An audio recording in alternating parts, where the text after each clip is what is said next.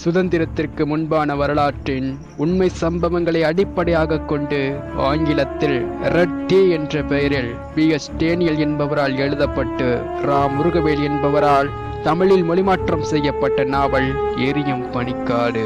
இன்றைய எழில் மிகுந்த மலைநகரங்களையும் அந்நிய செலவாணியை அள்ளித்தரும் தேயிலை தோட்டங்களையும் கட்டியமைக்க கூட்டம் கூட்டமாக பலிகொடுக்கப்பட்ட அந்த கண் கவரும் பசிய சரிவுகளில் புதையுண்டு போன ஆயிரம் ஒடுக்கப்பட்ட மக்களின் கதைதான் எரியும் பனிக்காடு.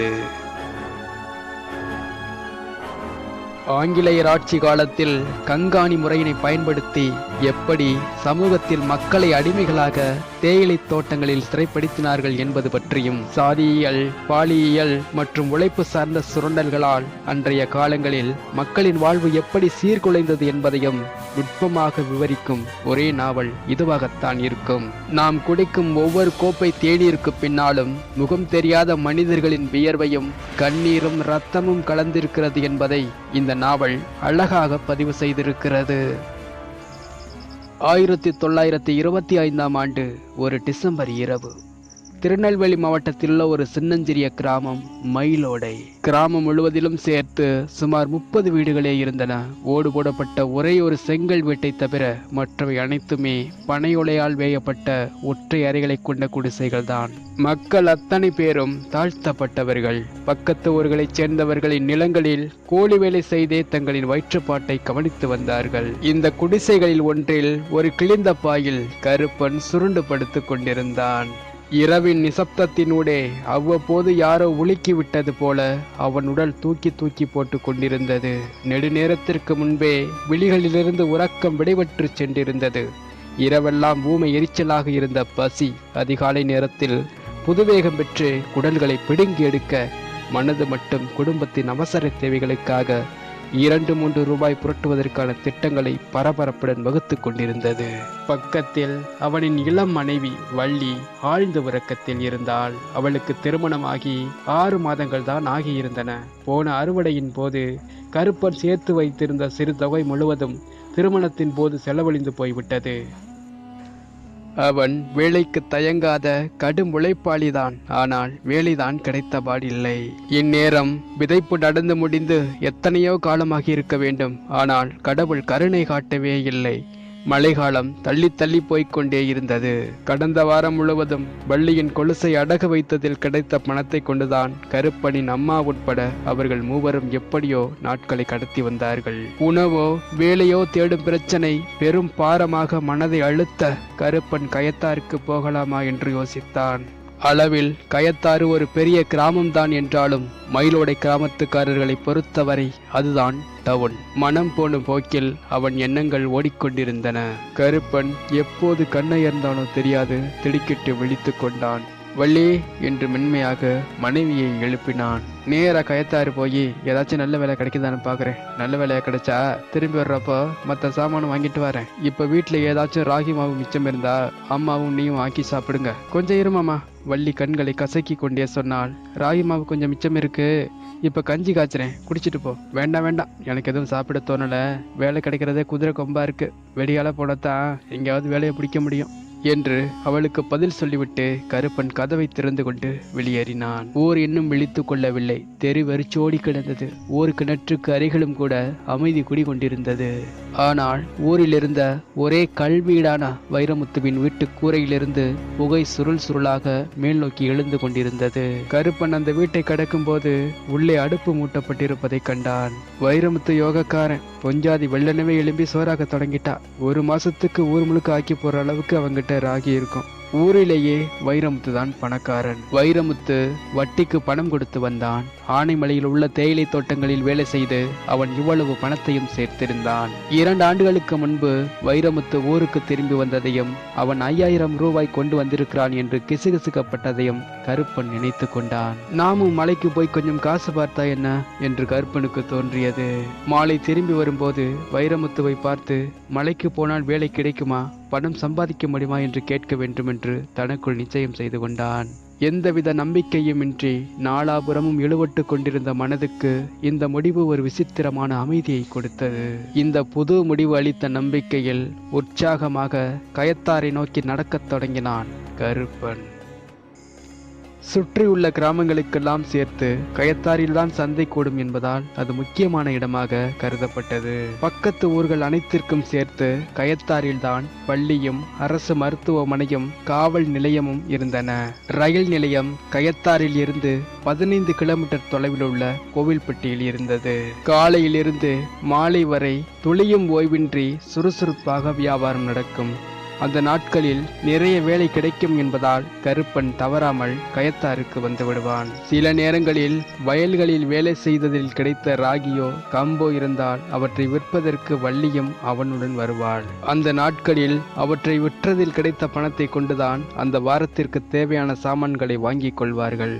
இல்லாவிட்டால் கருப்பன் மட்டும் தனியாக வந்து மூட்டை தூக்கியும் ஓட்டல் கடைகளுக்கு விறகு பிளந்து கொடுத்தும் 8 அணா வரை சம்பாதிப்பான். அவன் கயத்தார் வந்து சேர்ந்த நேரத்தில்தான் டீக்கடைகள் ஒவ்வொன்றாக திறக்கப்பட்டு கொண்டிருந்தன. அவன் ஒவ்வொரு கடையாக சென்று ஏதாவது வேலை இருக்கிறதா என்று கேட்டபடியே கடைவீதி நெடுக நடந்தான். யாருக்கும் வேலைக்கு ஆள் தேவைப்படவே இல்லை. கடைசியாக கயத்தாரிலேயே பெரியதான ஒரு நாயக்கருக்கு சொந்தமான டீக்கடைக்கு வந்து சேர்ந்தான். அந்த கடையின் முன் கொட்டை எழுத்துகளில் பெருமாள் நாயக்கர் ஓட்டல் மற்றும் டீக்கடை என்று எழுதப்பட்டிருந்தது. கடையின் முன் தெருவை ஆக்கிரமித்து ஒரு பந்தல் போடப்பட்டிருந்தது. அங்கேதான் அரிசனங்களுக்கும் உள்ளே அனுமதிக்கப்படாத மற்றவர்களுக்கும் உணவு பரிமாறப்படும். தாழ்த்தப்பட்ட சாதியினைச் சேர்ந்த பணம் படைத்த வாடிக்கையாளர்களுக்காக பந்தலின் கீழ் ஒரு அழுக்கடைந்த மரப்பெஞ்சு போடப்பட்டிருந்தது. மற்றவர்கள் வெறும் தரையில் உட்கார்ந்து சாப்பிட வேண்டியதுதான். ஓட்டல் சிப்பந்திகள் அந்த மக்களுக்கு நேரடியாக உணவு பரிமாற மாட்டார்கள். கொண்டு வந்து பெஞ்சிலோ தரையிலோ வைத்துவிட்டு போய்விடுவார்கள். தாழ்த்தப்பட்ட மக்கள் தாங்களே எடுத்து தங்களுக்கு தாங்களே பரிமாறிக்கொள்ள வேண்டியதுதான். காவல் நிலையத்துக்கு அருகில் ஒரு பிராமணால் காப்பி கடை இருந்தது. ஆனால் பெருமாள் நாயக்கர் கடைதான் பெரியது. கருப்பன் பெருமாள் நாயக்கர் கடைக்கு வந்து ஒரு ஓரமாக நின்று கொண்டிருந்தான். அங்கே பந்தலின் கீழ் இருந்த ஒரு பெஞ்சில் ஒரு 50 வயது மதிக்கத்தக்க ஆள் உட்கார்ந்து பித்தளை டம்ளரில் காப்பி குடித்து கொண்டிருந்தான். உட்கார்ந்திருந்தவன் சுத்தமான வெள்ளை வேட்டியும் பளிச்சிடும் வண்ணங்கள் கொண்ட சட்டையும் அணிந்து அங்கவஸ்திரமும் போட்டிருந்தான். காதுகளில் கற்கள் பதித்த கடுக்கண்கள் ஒளி வீசிக் கொண்டிருந்தன. என்ன கங்காணி, புட்டு கொண்டு வரவா என்று கடைசி பந்தி அவரிடம் கேட்டான். இப்ப வேண்டாம் என்றான் கங்காணி. உனக்கு என்ன வேணும்? கடையின் சிப்பந்தி கொஞ்சம் தள்ளி நின்று கொண்டிருந்த கருப்பனை பார்த்து கேட்டான். சாமி, ஏதாவது வேலை கிடைக்குமா? நாளைக்கு வா, நாளைக்கு தான் சந்தை, அப்பதான் விறகு புழக்க வேண்டியிருக்கும் என்றான் சிப்பந்தி. இன்னைக்கு அது செய்யணும் சாமி. உங்க அடிமையோட பொஞ்சாதி அம்மா யாருமே நேத்துல இருந்து சாப்பிடல. சாமி, அந்த வேலையை கொடுத்தீங்கன்னா கொஞ்சம் ராகி வாங்கிடுவேன், கஞ்சி ஊத்தின மாதிரி இருக்கும். கருப்பன் இங்கேயும் மறுக்கப்பட்டு விடுமோ என்ற பயத்தோடு மூச்சு விடாமல் பேசினான். கட்டையெல்லாம் கொட்டாயில கிடக்குது, எனக்கு இப்ப நேரம் இல்லை, சொன்னா கேளு, நாளைக்கு வா. சாமி, இன்னைக்கு ஏதாச்சும் வேலை தாங்க. கருப்பன் மன்றாடினான். இன்னைக்கு ஒரு வேலையும் இல்லைல்ல, போ. சிப்பந்தி உள்ளே போய்விட்டான். தளர்ந்து போய் சோர்வுடன் திரும்பிய கருப்பனை கங்காணி என்று அழைக்கப்பட்டவன் அழைத்தான். தம்பி, நீ எங்கிருந்து வர? மயிலோடையில இருந்துன என்றான் கருப்பன். ஏதோ கவலையில இருக்கிற மாதிரி இருக்கியே, என்னன்னு சொல்லு. மழை இல்லாததால் வேலையே கிடைப்பதில்லை என்றும் தாங்கள் பட்டினி கிடப்பதையும் ஏதாவது வேலை கிடைக்கும் என்ற நம்பிக்கையில்தான் கயத்தாருக்கு வந்ததாகவும் கொட்டி தீர்த்து விட்டான். சின்ன வயசுல நானும் உன்னை மாதிரி கஞ்சிக்கில்லாம தான் இருந்தேன். உன்னை விட என் நிலைமை மோசமா தான் இருந்துச்சு. எங்க ஊருக்கார ஆளு ஒருத்தரை பார்த்தேன். நான் ஊர்ல இருக்கும்போதே அவர் ஆனைமலையில இருக்கிற ஏதோ டீ எஸ்டேட்டுக்கு போயிட்டாரு. இப்ப பார்த்தா அடையாளமே தெரியாம அவ்வளவு பவுசா துணிமணி போட்டுக்கிட்டு நிக்கிறாரு. எல்லாத்தையும் எஸ்டேட்ல தான் சம்பாரிச்சதாகவும் கைக்கும் வாய்க்கும் பத்தாம இந்த ஊர்ல கிடக்கிறத விட்டுட்டு எஸ்டேட்டு பக்கம் போனா பணம் குவிக்கலாம்னு சொன்னாரு. நான் உடனே ஒத்துக்கிட்டேன். வழிச்செலவுக்கு அவரே பணம் போட்டு ஆனைமலையில் அவர் மேஸ்திரியா இருந்த எஸ்டேட்டுக்கு கூட்டிட்டு போனாரு. அவர்கிட்ட 5 வருஷம் கூலியா இருந்தேன். எஸ்டேட்ல பெரிய குமஸ்தாவுக்கு என்னை ரொம்ப பிடிச்சி போச்சு. நானும் மேஸ்திரி ஆயிட்டேன். என்கிட்ட முதல்ல 10 பேர் கூலி ஆளுங்க இருந்தாங்க. அப்புறம் 25, 50ன்னு அதிகமாயிட்டே போய் இப்போ 100 பேர் வேலை பார்க்குறாங்க. கருப்பன் திறந்த வாய் மூடாமல் ஆச்சரியத்துடன் கேட்டுக்கொண்டிருந்தான். அன்று காலையில்தான் வைரமுத்துவை பார்த்து பேச வேண்டும் என்று நினைத்து கொண்டதையும் இப்போது ஏதோ சொல்லி வைத்தார் போல் தன்னை போலவே வறுமையிலிருந்து எஸ்டேட்டுக்கு போய் பணக்காரனாக திரும்பி வந்திருக்கும் ஒரு மேஸ்திரி கண்முன் நிற்பதையும் நினைக்கும் போது கருப்பனுக்கு வியப்பாக இருந்தது. அங்கே எவ்வளவு வேணும்னாலும் வேலை கிடைக்கும்போது இங்கே கிடந்து ஏன்டா கஷ்டப்படுற? மனசில் மட்டும் தைரியம் இருந்தா பையன் நிறைய பணம் பார்க்கலாம்டா. எதுக்கு இங்கே கஞ்சி இல்லாமல் பட்னியாக கிடக்குற? எப்பவும் வேலை கிடைக்குமா வருஷம் பூரா? கருப்பன் கேட்டான்.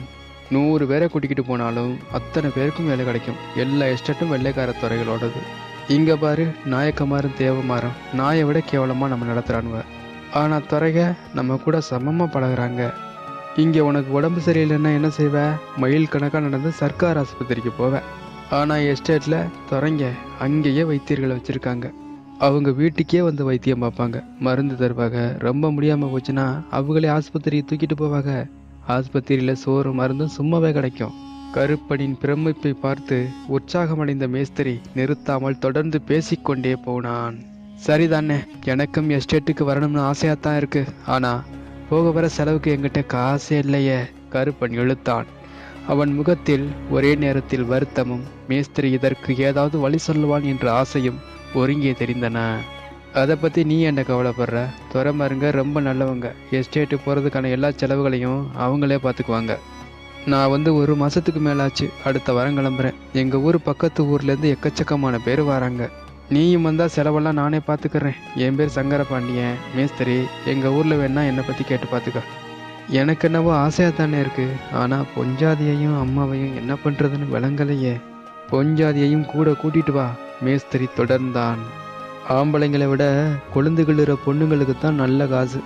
உங்கள் அம்மாவை யாராச்சும் உறவுக்காரங்க வீட்டில் விட்டுரு. அவங்க இங்கே இஷ்டம் போல் இருக்கட்டும். பொஞ்சாதியை கூட்டிக்கிட்டு எஸ்டேட்டுக்கு வரேன்னு சொல்லு. நான் உன்னை இங்கே இருக்கிற ஏஜென்ட்டுக்கிட்ட கூட்டிகிட்டு போகிறேன்.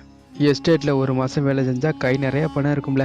எப்பெல்லாம் அம்மாவுக்கு வேணுமோ அப்போல்லாம் அனுப்பி வையே. இங்கே பட்னி கிடந்து சாகக்கூடாதுன்னு முடிவு பண்ணல முதல்ல. மற்றதெல்லாம் ஒன்றுமே இல்லை. உங்களை பார்த்தா எங்கள் ஐயா மாதிரி இருக்குண்ணே. உங்கள் பேச்சை நம்பி வாரேன். நாளைக்கு காலையில் திரும்பவும் கயத்தாருக்கு வருவேன். இந்த நாயக்கர் கடைக்கு வந்துடா. எல்லா ஏற்பாடும் நாளைக்கு பண்ணிடுறேன். சரிண்ணே, நாளைக்கு காலையில் வந்துடுறேன். கருப்பன் சங்கரபாண்டியனுக்கு விடையளித்தான். 4:08 பாய்ந்து வீடு வந்த கருப்பன், ஒரு வழியா நமக்கு விடிவுகாலம் வந்துருச்சுமா என்று ஏறக்குறைய கூச்சலிட்டான். கருப்பன் தான் சங்கரபாண்டியனை சந்தித்ததையும் எஸ்டேட்டுகளை பற்றி அவனிடமிருந்து தான் தெரிந்து கொண்டவற்றையும் தான் அங்கு செல்ல முடிவு செய்திருப்பதையும் விளக்கமாக சொன்னான். கருப்பனின் தாய் முத்தாத்தாளுக்கும் மனைவி வள்ளிக்கும் குழப்பமும் நம்பிக்கையின்மையும் மேலோங்க விழித்திருந்தார்கள். கருப்பன் வள்ளியை அழைத்து கொண்டு வள்ளியின் அப்பாவாகிய மகாலிங்கம் வீட்டிற்கு சென்றான். கருப்பன் வள்ளியின் அப்பா அம்மாவிடம், ஆனைமலை டீ எஸ்டேட்டில் வேலை பார்க்குற ஒரு மேஸ்திரியை பார்த்தேன் என்றவன் தங்களுக்கு இடையே நடந்த உரையாடலை விளக்கினான். நீங்கள் ஒத்துக்கிட்டா வள்ளியை கூட்டிகிட்டு மலைக்கு போகலான்னு பார்க்குறேன். அம்மாவை நீங்கள் தான் பார்த்துக்கணும் என்றான். அங்கே போனால் 10 வருஷம் அங்கேயே இருக்கணும்னு சொல்கிறாங்களேப்பா. மகாலிங்கத்தின் குரல் கவலைகள் நிரம்பி இருந்தது. அப்படி ஒன்றும் இல்லை மாமா. 1 வருஷம் கழித்து திரும்பி வந்துடலாமா. அப்புறம் நாம் போகணும்னா போகலாமா, இல்லாட்டி வேண்டாம். சங்கரபாண்டியனிடம் படித்த பாடத்தை அப்படியே ஒப்பித்தான் கருப்பன். சங்கரபாண்டியன் மேஸ்திரியை சந்தித்து எஸ்டேட்டுக்கு வருவதாக சொல்லிவிடுவது என்று ஒருமனதாக முடிவு செய்யப்பட்டது. மறுநாள் காலை கயத்தாறு சென்ற கருப்பன் மேஸ்திரி சங்கரபாண்டியனை சந்தித்தான். எங்களையும் கூட கூட்டிட்டு போங்கண்ணே. பெத்த தகப்பா மாதிரி நினைச்சு உங்களோட வாரோம். எங்களுக்கு ஒரு வழி சொன்னா உங்களுக்கு புண்ணியமா போகும். மேஸ்திரி சங்கரபாண்டியன் முகத்தில் ஒரு மெல்லிய புன்முறுவல் அரும்பியது. நான் பாத்துக்கிறேன்டா. இப்பவே கோவில்பட்டி ஏஜென்ட் கிட்ட கூட்டிட்டு போய் எல்லா ஏற்பாடும் பண்ணிடுறேன். கருப்பனை மேஸ்திரி சங்கரபாண்டியன் ஏஜென்ட்டிடம் அழைத்து சென்றான். ஏஜென்ட் ஒரு வெள்ளை காகிதத்தை எடுத்து கருப்பனின் பெயரையும் ஊரையும் எழுதி அதில் அவன் ரேகை வாங்கி கொண்டான். இந்த சடங்கு முடிந்ததும் கருப்பனிடம் 40 ரூபாய் வழங்கப்பட அவன் பயபக்தியோடு 2 கைகளாலும் பெற்றுக்கொண்டான். கயத்தாறு வந்து சேர்ந்த பின்பு ஓட்டமும் நடையுமாக வீட்டுக்கு சென்று அம்மாவிடமும் வள்ளியிடமும் ஒரே மூச்சில் நடந்தது அனைத்தையும் கூறியவன் ஏஜென்ட் கொடுத்த பணத்தை பெருமையாக காட்டினான். உடனடியாக பயணத்துக்கு வேண்டிய ஏற்பாடுகளை அவர்கள் செய்யத் தொடங்கினார்கள். ஊருக்கு செல்ல வேண்டிய நாளும் வந்தது.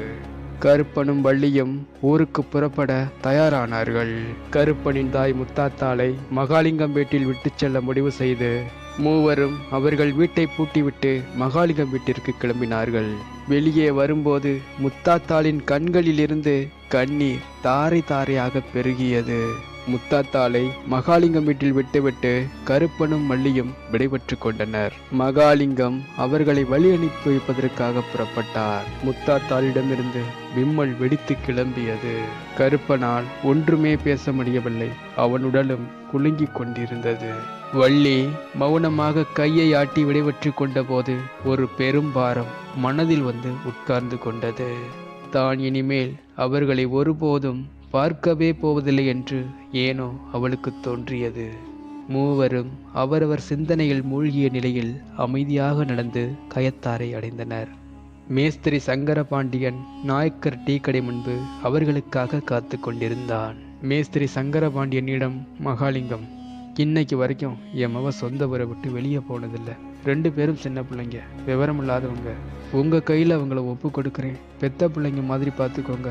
சாமி உங்களுக்கு கண் திறக்கும். மகாலிங்கத்துக்கு நான் தழுதழுத்தது. ஒன்றும் பயப்பட வேண்டாம், நான் பார்த்துக்கிறேன். மேஸ்திரி மகாலிங்கத்தின் தோளில் தட்டினான்.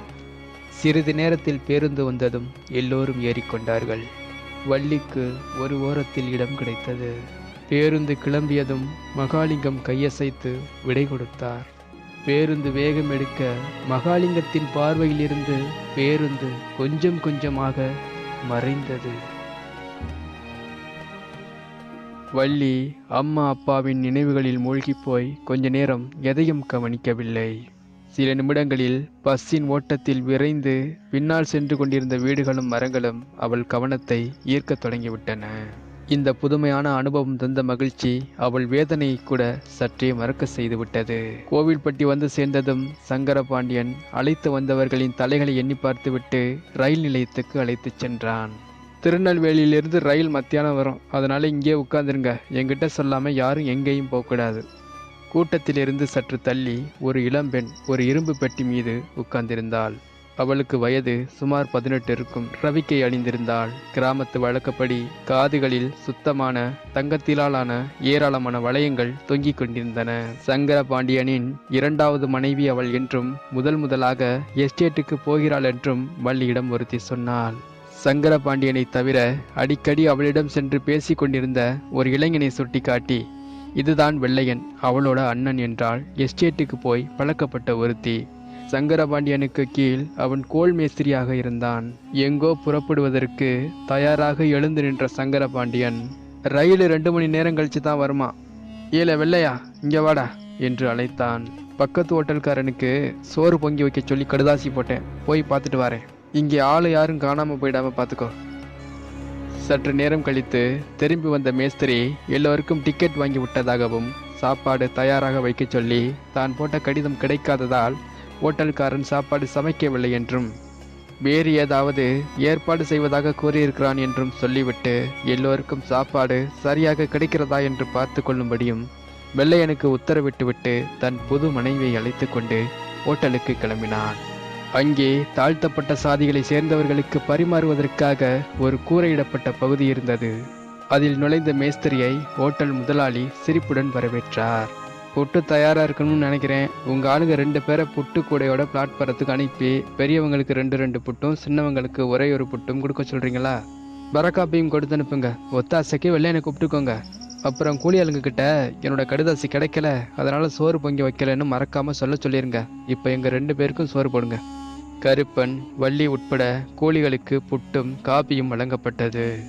கூலிகள் எல்லோரும் கூச்சலும் கேலியும் கும்மாளமுமாக ஒரே உற்சாகத்துடன் விழா மனநிலையில் இருந்தனர். ஆனால் கணவன் மனைவி போல் தோன்றிய இருவர் மட்டும் சுற்றி நடக்கும் எதிலும் சிரத்தையே இல்லாமல் எதையோ பறிகொடுத்தது போன்ற முகங்களுடன் ஒதுங்கி உட்கார்ந்திருந்தனர்.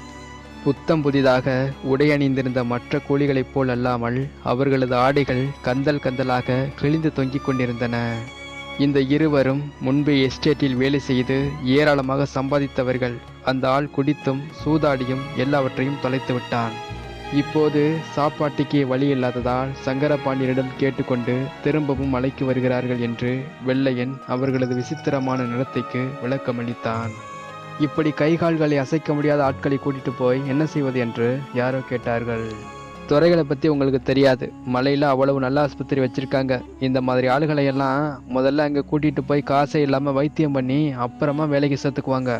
சுற்றி நின்று வெள்ளையன் உதிர்க்கும் ஒவ்வொரு சொல்லையும் ஆர்வத்துடன் கேட்டுக்கொண்டிருந்த கோழிகள் வெள்ளைக்கார துறைகளின் இரக்க குணத்தை வியந்து வியந்து பாராட்டத் தொடங்கினர்.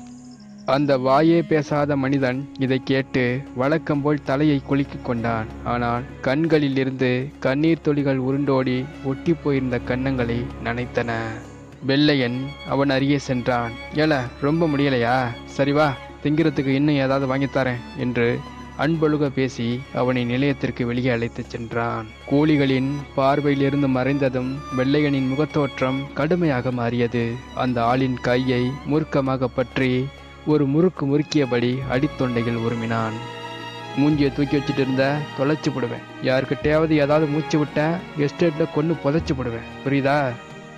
ரயில் வருவதை அறிவிக்கும் முதல் மணி அடித்தது. பழையபடி சாந்தமான முகத்துடன் வெள்ளையன் சுற்றி சுற்றி வந்து கூலிகளை தயார்படுத்தினான். இரண்டாவது மணி அடித்தது.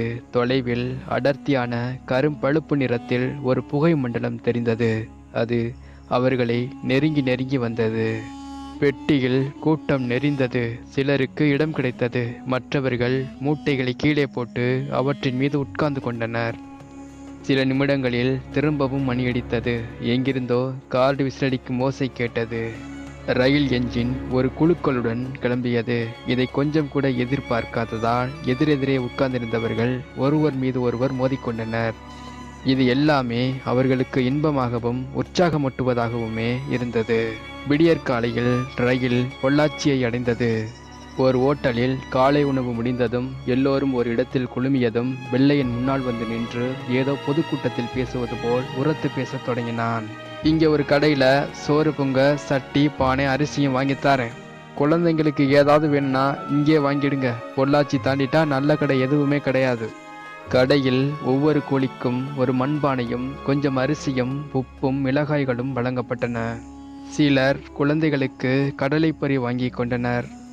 உடல்நிலை சரியில்லாத ஆளும் அவன் மனைவியும் தேயிலை தோட்டங்களுக்கு சாமான் ஏற்றிச் செல்லும் மாட்டு வண்டிகளில் ஒன்றில் ஏற்றிவிடப்பட்டனர். மேஸ்திரி எங்க காணாமே என்றான் ஒரு கோழி. அவர் மாட்டு வண்டியில நமக்கு பின்னாடி வந்துட்டு இருப்பார். இறுதி கட்டமாக ஆனைமலைகளை நோக்கிய நெடிய பயணம் தொடங்கியது. வளமான எதிர்காலம் காத்திருக்கும் ஒரு புதிய இடத்திற்கு போகிறோம் என்ற நம்பிக்கையோடு அவர்கள் உற்சாகமாக நடக்கத் தொடங்கினர். போகும்போது பக்கத்தில் ஒரு ஆறு இருக்கு, அங்கே போய் சாப்பிட்டுக்கலாம். நடக்க நடக்க காட்டிலிருந்து வந்த கிரீச் என்ற ஓசை பெண்களை பயமுறுத்தியது. அவை வேறொன்றுமில்லை, மயில்கள்தான் காட்டில் ஒன்றை ஒன்று அழைத்து கொள்கின்றன என்று வெள்ளையன் ஆசுவாசப்படுத்தினான். நடையை தொடர்ந்த போது 10-12 மாட்டு வண்டிகள் தென்பட்டன. ஒவ்வொரு வண்டியிலும் நன்கு உடையணிந்த 4-5 ஆட்கள் சாக்கு மூட்டைகளின் மீது படுத்திருந்ததை காண முடிந்தது. அவர்கள் தோட்டங்களில் வேலை செய்யும் எழுத்து பணியாளர்கள் மற்றும் பணக்கார மேஸ்திரிகள் என்றும், நடக்க விரும்பாதவர்கள் இப்படித்தான் எஸ்டேட்டுக்கு போக வேண்டும் என்றும் வழக்கம் போல வெள்ளையன் விளக்கினான். வண்டிகளில் கூரை வரை சாமான்கள் நிறைந்திருந்ததால் அவர்கள் படுத்த நிலையிலேயே பயணம் செய்ய வேண்டியிருந்தது. வேட்டியும் சட்டையும் அணிந்திருந்த ஒரு வயதான ஆள் வண்டியில் ஏறுவதற்கு முன் வெள்ளையனை பார்த்து விட்டார். ஏலே வெள்ளையா, பெரிய பட்டாளத்தோட வர மாதிரி இருக்கு, எத்தனை குளியலப்பா கூட்டிட்டு வர என்றார். வெள்ளையன் திடீரென்று பணிவான தோற்றத்திற்கு மாறி குனிந்து வணங்கினான். சலாம் ஐயா, 30 கோழிங்க வர்றாங்க, எல்லாம் புது ஆளுங்க. இன்னொரு கூட்டம் இன்னும் 2 வாரத்தில் வருது. சங்கரபாண்டியன் எப்போ வரான்? பொஞ்சாதியை கூட்டிட்டு பின்னாடி வர்ற வண்டியில் வராரு. எந்த பொஞ்சாதி? மூத்தவளா இளையவளா? சொத்துக்களை பார்த்துக்கிறதுக்காக மூத்தவ ஊர்ல தங்கிட்டா, இளையவளை தான் கூட்டிட்டு வராரு என்று வெள்ளையன் சொன்னதும் விடைபெறும் விதத்தில் கையசைத்துவிட்டு அந்த ஆள் வண்டிக்குள் தன்னை திணித்து கொண்டார். சலாம் ஐயா.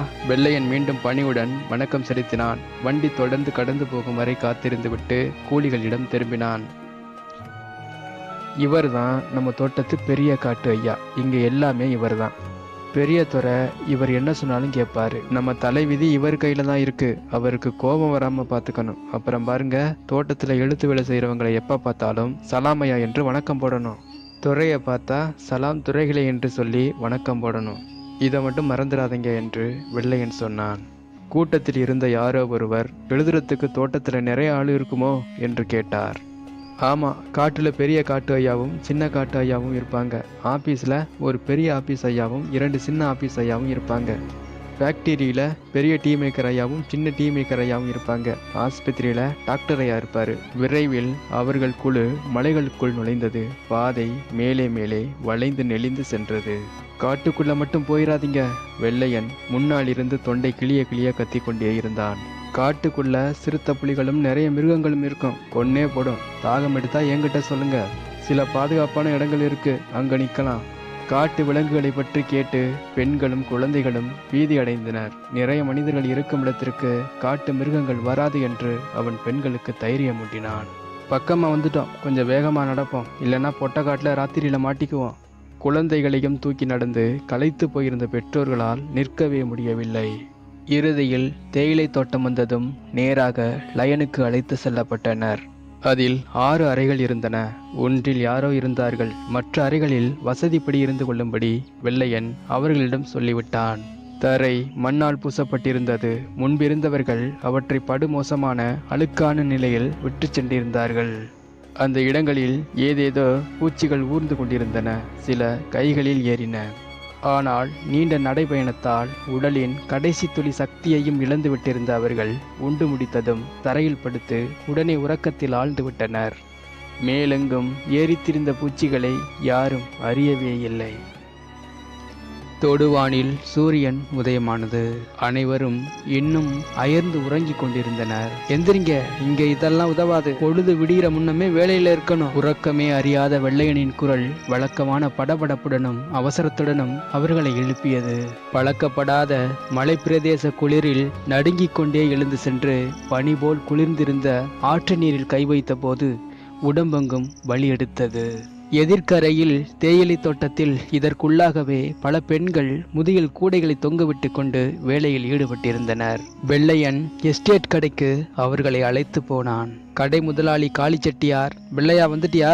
எத்தனை கூலிகளை கூட்டிட்டு வந்த? சங்கரபாண்டி எப்ப வருவாரு என்ற வழக்கமான கேள்விகளோடு வரவேற்றார். வெள்ளையன் பதிலளித்து விட்டு ஒவ்வொரு கூலியின் பெயரிலும் ஒரு கணக்கு ஆரம்பித்து அவர்களுக்கு தேவையானதை கொடுக்கும்படி கேட்டுக்கொண்டான். அரிசியும் மற்றவைகளும் வாங்கி கொண்டு லயனுக்கு திரும்பியதும் அவர்களுக்கு இருப்பிடங்கள் ஒதுக்கி தரப்பட்டன. கருப்பனுக்கும் வள்ளிக்கு மட்டும் அதே லயனில் ஒரு அறையின் ஒரு பகுதி ஒதுக்கப்பட்டது. மற்றவர்கள் வேறு லயன்களுக்கு அழைத்து செல்லப்பட்டனர். அந்த குழுவைச் சேர்ந்த எந்த 2 குடும்பங்களும் ஒரே லயனில் அமர்த்தப்படவில்லை.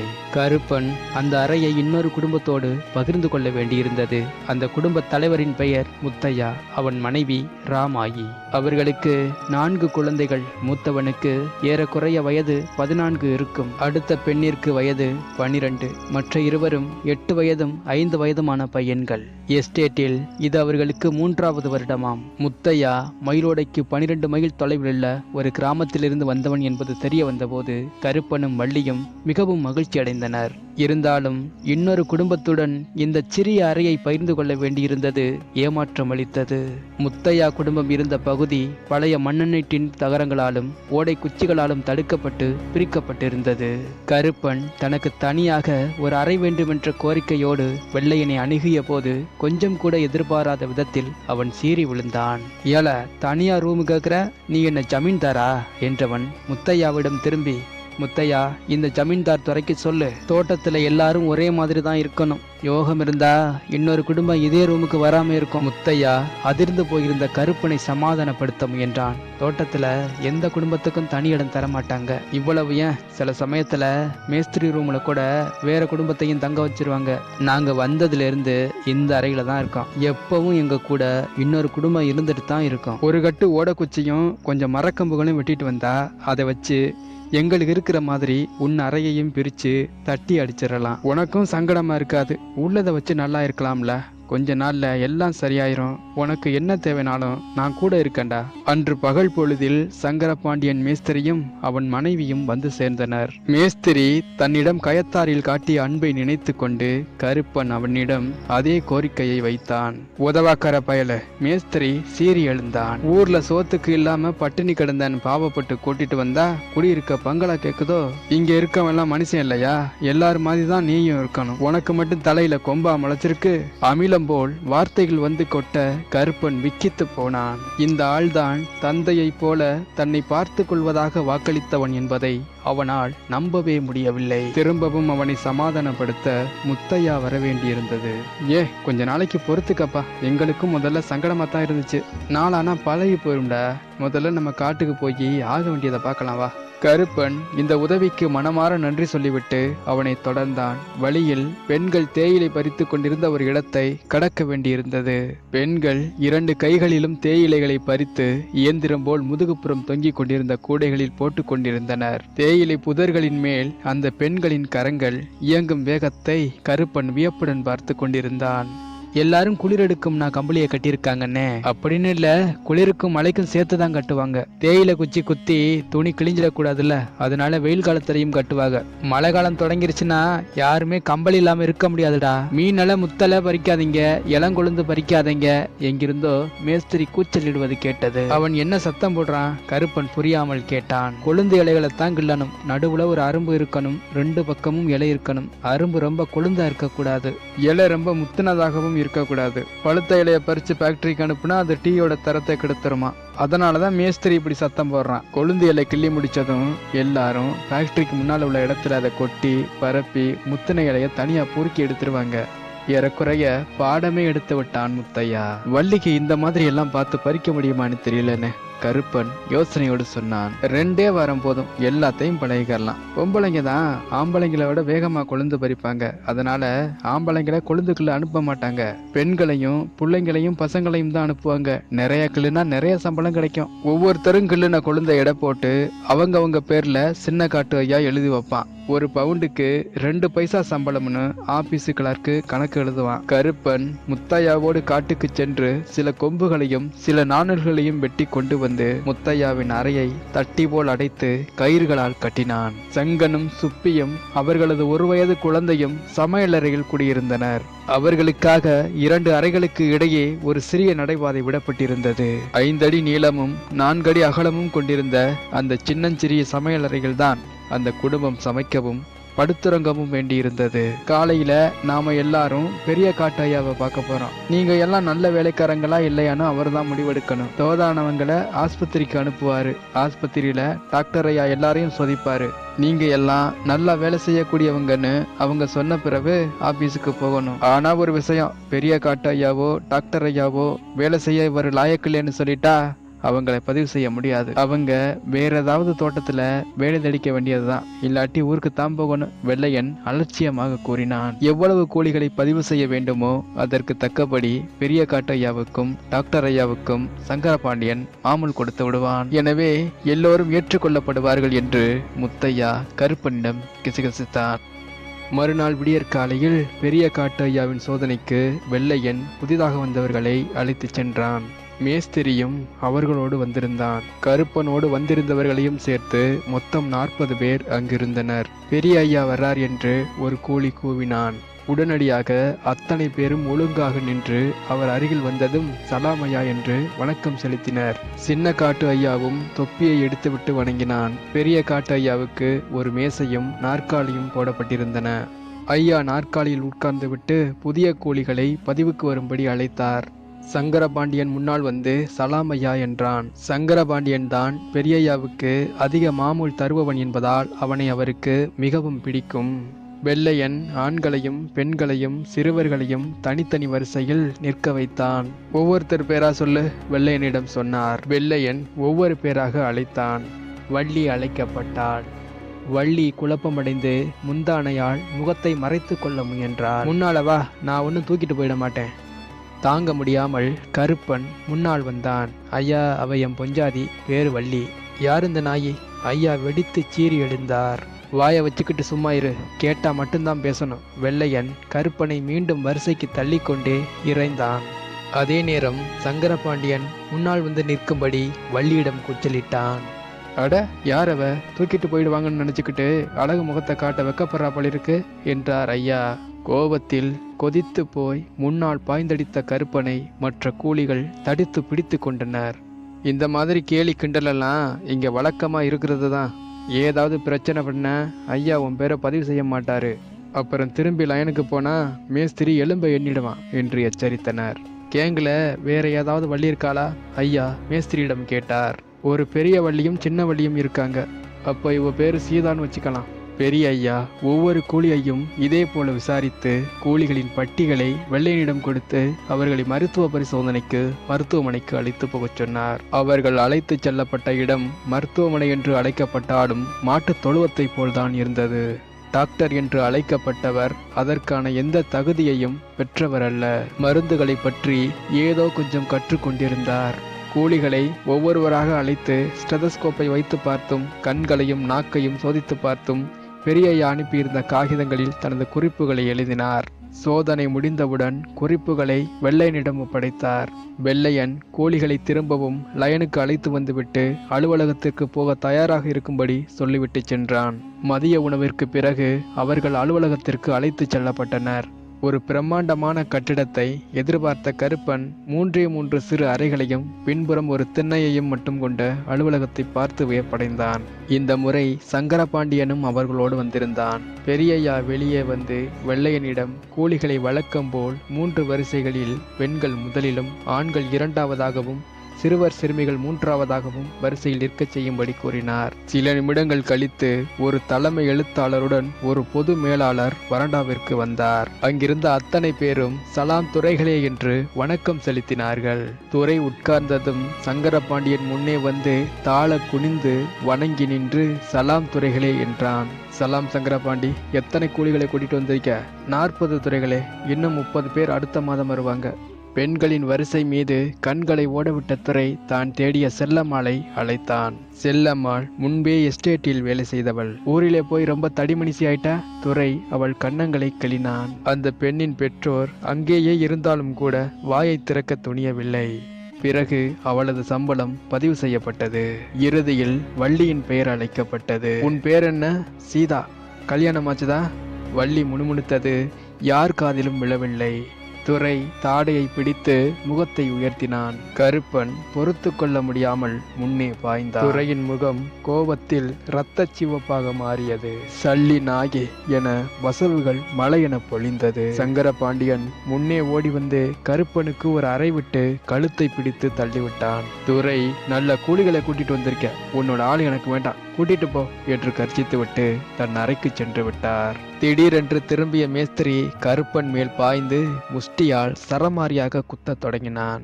வள்ளி கதறி அழத் தொடங்கினாள். உன் வேலையெல்லாம் இங்கே வச்சுக்காத, எத்தனை செலவு பண்ணியிருக்கேன், பதிவு மட்டும் பண்ணல, உன்னை கொன்னு இங்கேயே புதைச்சிடுவேன். புதிய கூலிகள் மேஸ்திரியை அமைதிப்படுத்தி அழைத்து சென்றனர்.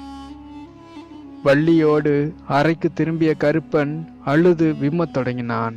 வள்ளியாலும் அழுகையை அடக்கி கொள்ள முடியவில்லை. முத்தையாவும் அவன் மனைவியும் வேலையிலிருந்து வந்ததும் கருப்பனுக்கும் வள்ளிக்கும் நேர்ந்ததை அறிந்து கொண்டனர். எங்களுக்கு இந்த இடம் பிடிக்கல, வெள்ளக்கார துறைங்க அன்பானவங்க தங்கமானவங்கன்னு மேஸ்திரி சொன்னான். ஆனா நான் பார்த்த வரைக்கும் அந்த மாதிரி தெரியல. மேஸ்திரி கூட இங்க வந்த பின்னாடி ஆளே மாறிட்டான். 1 வருஷம் முழுக்க இவங்க கிட்ட வேலை செய்யவே முடியாது. ஊருக்கு போறோம்னு நாளைக்கு சொல்ல போறேன் என்றான் கருப்பன். ஊரை விட்டு வரும்போது மேஸ்திரி கிட்ட பணம் ஏதாவது வாங்கினியா? சங்கன் கேட்டான். மேஸ்திரி பணம் கொடுக்கல, ஆனா வெள்ளக்கார துறையோட ஏஜென்ட்னு ஒருத்தங்கிட்ட 40 ரூபா வாங்கினேன். அப்போ உன்னை போக விட மாட்டாங்க. முதல்ல பணத்தை கொடுத்துட்டு போனுதான் மேஸ்திரி சொல்லுவான். அதோட திரும்ப போகிறதுக்கு பணத்துக்கு என்ன பண்ணுவ? சங்கன் கேட்டான். நாங்க நடந்தே போயிடுவோம், சாப்பாட்டுக்கு வழியில பிச்சை எடுத்துக்குவோம், கருப்பன் சொன்னான். இந்த மாதிரி பேசி பிரயோஜனமே இல்லை. 40 ரூபாயை திருப்பி தராம மேஸ்திரி ஒன்ன போகவே விட மாட்டான். அப்படியே ஒருவேளை இந்த எஸ்டேட்லேருந்து தப்பிச்சு போகணும்னு நினைச்சாலும் கூலிக்காரக தப்பிச்சு ஓடிடக்கூடாதுன்னு துறைமாறு ஆள் வச்சிருக்கிறாங்க. எஸ்டேட்லேருந்து பாஸ் இல்லாமல் வரவங்களை பிடிச்சு வேற ஆளுக பாதுகாப்போட திரும்பவும் எஸ்டேட்டுக்கு அனுப்பிடுவாங்க. அப்படி பிடிபட்டுட்டா அப்புறம் உனக்கு நரகம்தான். இதுக்கு முன்னால ஓடி போன எத்தனையோ கூலிக்காரங்களை மேஸ்திரி அடிச்சே கொண்டு இருக்காங்க தெரியுமா? தயவு செஞ்சு இங்கிருந்து ஓடி போகணும்னு மட்டும் நினைக்காத. பேசாம எஸ்டேட்டை விட்டு போற நினைப்ப விட்டுட்டு கடன் அடைக்க வழிய பாரு. 1 மாசத்தை ஓட்டிட்டானா அப்புறம் பழகிரும். கொஞ்சம் கொஞ்சமாக அவர்கள் கருப்பனை தேற்றினார்கள். 2-3 மாசத்துக்குள்ள கஷ்டப்பட்டு வேலை செஞ்சு கொஞ்சம் பணம் சம்பாதிச்சுக்கிட்டு ஓடி போயிடணும். எனக்கு இந்த இடம் பிடிக்கல, கருப்பன் புலம்பினான். மறுநாள் மேஸ்திரி சங்கரபாண்டியன் கருப்பனுக்காக துரையிடம் மன்னிப்பு கேட்டான். பின்பு கருப்பனை நேராக பார்த்த சங்கரபாண்டியன், டேய் கருப்பா, உனக்கு ஒரு விஷயம் சொல்றேன். நீ வாயை திறந்தன் வையே, இனி ஜென்மத்துக்கும் வாயை திறக்காத மாதிரி பண்ணிடுவேன். பின்பு வள்ளியிடம் திரும்பி, இத பாரு, பெரிய துரை உன்னை முழுங்கிட மாட்டாரு என்று கடுமையாக எச்சரித்து விட்டு சென்றான். எஸ்டேட்டில் வள்ளியின் முதல் நாள் வேலை தொடங்கியது. கருப்பன் ஏராளமான ஆட்களுடன் காட்டுக்கு அனுப்பப்பட்டான். ஒவ்வொருவரும் ஒரு குறிப்பிட்ட அளவு விறகு வெட்டியே ஆக வேண்டும். ஒருவனது வேலை முடிந்துவிட்டால் ஒரு சிறிய பதிவேட்டில் அவன் பெயர் பதிவு செய்யப்பட்ட பின்பு அது அலுவலகத்திற்கு அனுப்பப்படும். மாத இறுதியில் ஒரு நாள் வேலைக்கு 4 வீதம் சம்பளம் கணக்கிடப்படும். கொழுந்து கிள்ளுபவர்களை பொறுத்தவரை ஒவ்வொரு நாள் முடியும் போதும் பறிக்கப்பட்ட இலைகளை எடை போட்டு குறித்து கொள்ளப்படும். மாதம் முழுவதும் கிள்ளப்பட்ட இலைகள் கணக்கிடப்பட்டு ஒவ்வொரு பவுண்டுக்கும் 2 பைசா வீதம் சம்பளம் கணக்கிடப்படும். முதல் நாள் வேலை எப்படி இருந்ததென்று கருப்பன் ஆவலுடன் வள்ளியிடம் கேட்டான். முதல்ல ரொம்ப கஷ்டமா தான் தெரிஞ்சது.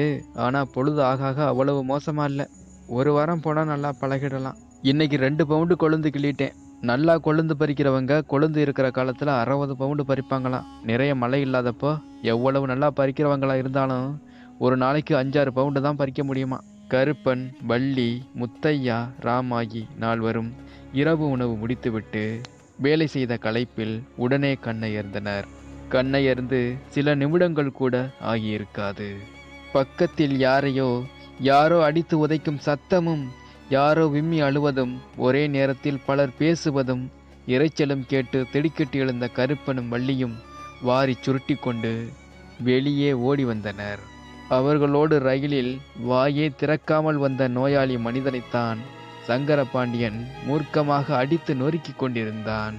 நாளைக்கு வேலைக்கு வரல, உங்க தோலை உரிச்சு போட்டுருவேன், மேஸ்திரி அடிக்குரலில் உருமினான். ஈவிரக்கம் இல்லாம பேசாதீங்க சாமி, சத்தியமா அவருக்கு காய்ச்சல் அடிக்குது. மனுஷனால நிற்கவே முடியல. எப்படி ஐயா வேலைக்கு போக முடியும்? அந்த பெண் கண்ணீர் மல்க கெஞ்சி கொண்டிருந்தாள். மேஸ்திரி அவள் வாயில் ஒரு குத்து விட்டான். எதுத்தா பேசுற நாயி? வேலை செய்ய வக்கில்லன்னா என் பணத்தை எண்ணி வச்சுட்டு எந்த நகரத்துக்காவது போய் தொலைங்க. நாளைக்கு நான் வேலைக்கு போறேன், என் வீட்டுக்காரரை ஆஸ்பத்திரிக்கு அனுப்புங்கய்யா, மனைவி தொடர்ந்து கெஞ்சினாள். காலையில வேலைக்கு வந்துட்டு பொழுதோட ஆஸ்பத்திரிக்கு போகட்டும். இருவரையும் கடுமையாக திட்டியபடி அங்கேயே நின்று கொண்டிருந்தான். அநியாயமா இருக்கே, மேஸ்திரி இப்படிப்பட்ட ஆளா இருப்பான்னு நான் நினைச்சே பார்க்கல. கயத்தார்ல பார்த்தப்ப சர்க்கரையா பேசினானே. கருப்பன் புலம்பினான். வெள்ளைக்கார துறைங்கிட்ட தான் எல்லா பலமும் இருக்கு. போலீஸே துறைகளோட இஷ்டத்துக்கு தான் வேலை செய்யும். ஒரு தொழிலாளி ஒரு தடவை எஸ்டேட்டுக்குள்ள காலை வச்சுட்டா அவ்வளவுதான். மேஸ்திரி கிட்ட இருந்தும் துறங்கிக்கிட்ட இருந்தும் லேசில் தப்ப முடியாது. வேலைக்கு வரும்போது தாரானே அட்வான்ஸ் பணம், அதுதான் நமக்கு விலங்கு. எப்பேற்பட்ட கூலிக்காரனும் வருஷத்துல அதை திருப்பி அடைக்கவே முடியாது. நீ கடனை அடைக்க முடியாதபடியும் இன்னொரு வருஷம் இங்கேயே இருக்கிற மாதிரியும் மேஸ்திரி ஏதாவது பண்ணுவான். வருஷத்துக்கு ஒரு தடவை தான் கணக்கு முடிப்பாங்க. அப்போ எல்லாத்தையும் பிடிச்சிக்குவாங்க.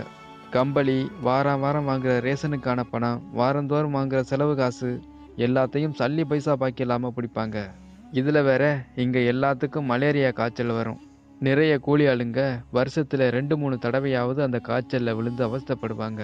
காய்ச்சல் வந்தால் வேலைக்கு போக முடியாது. அதுக்கு செலவு பணம் கடனாக கொடுப்பாங்க. இந்த காய்ச்சலும் கடனும் எல்லாரையும் பிடிச்சிக்குது என்று முத்தையா கூறினான். இதை கேட்ட கருப்பன் கனத்த 2வது நாளும் தனது அறைக்கு விறகு வெட்ட அனுப்பப்பட்டான். வள்ளி தனக்கே மிகவும் திருப்தி அளிக்கும் அளவுக்கு கொழுந்துகளும் பணிகள் முன்னேறிவிட்டாள்.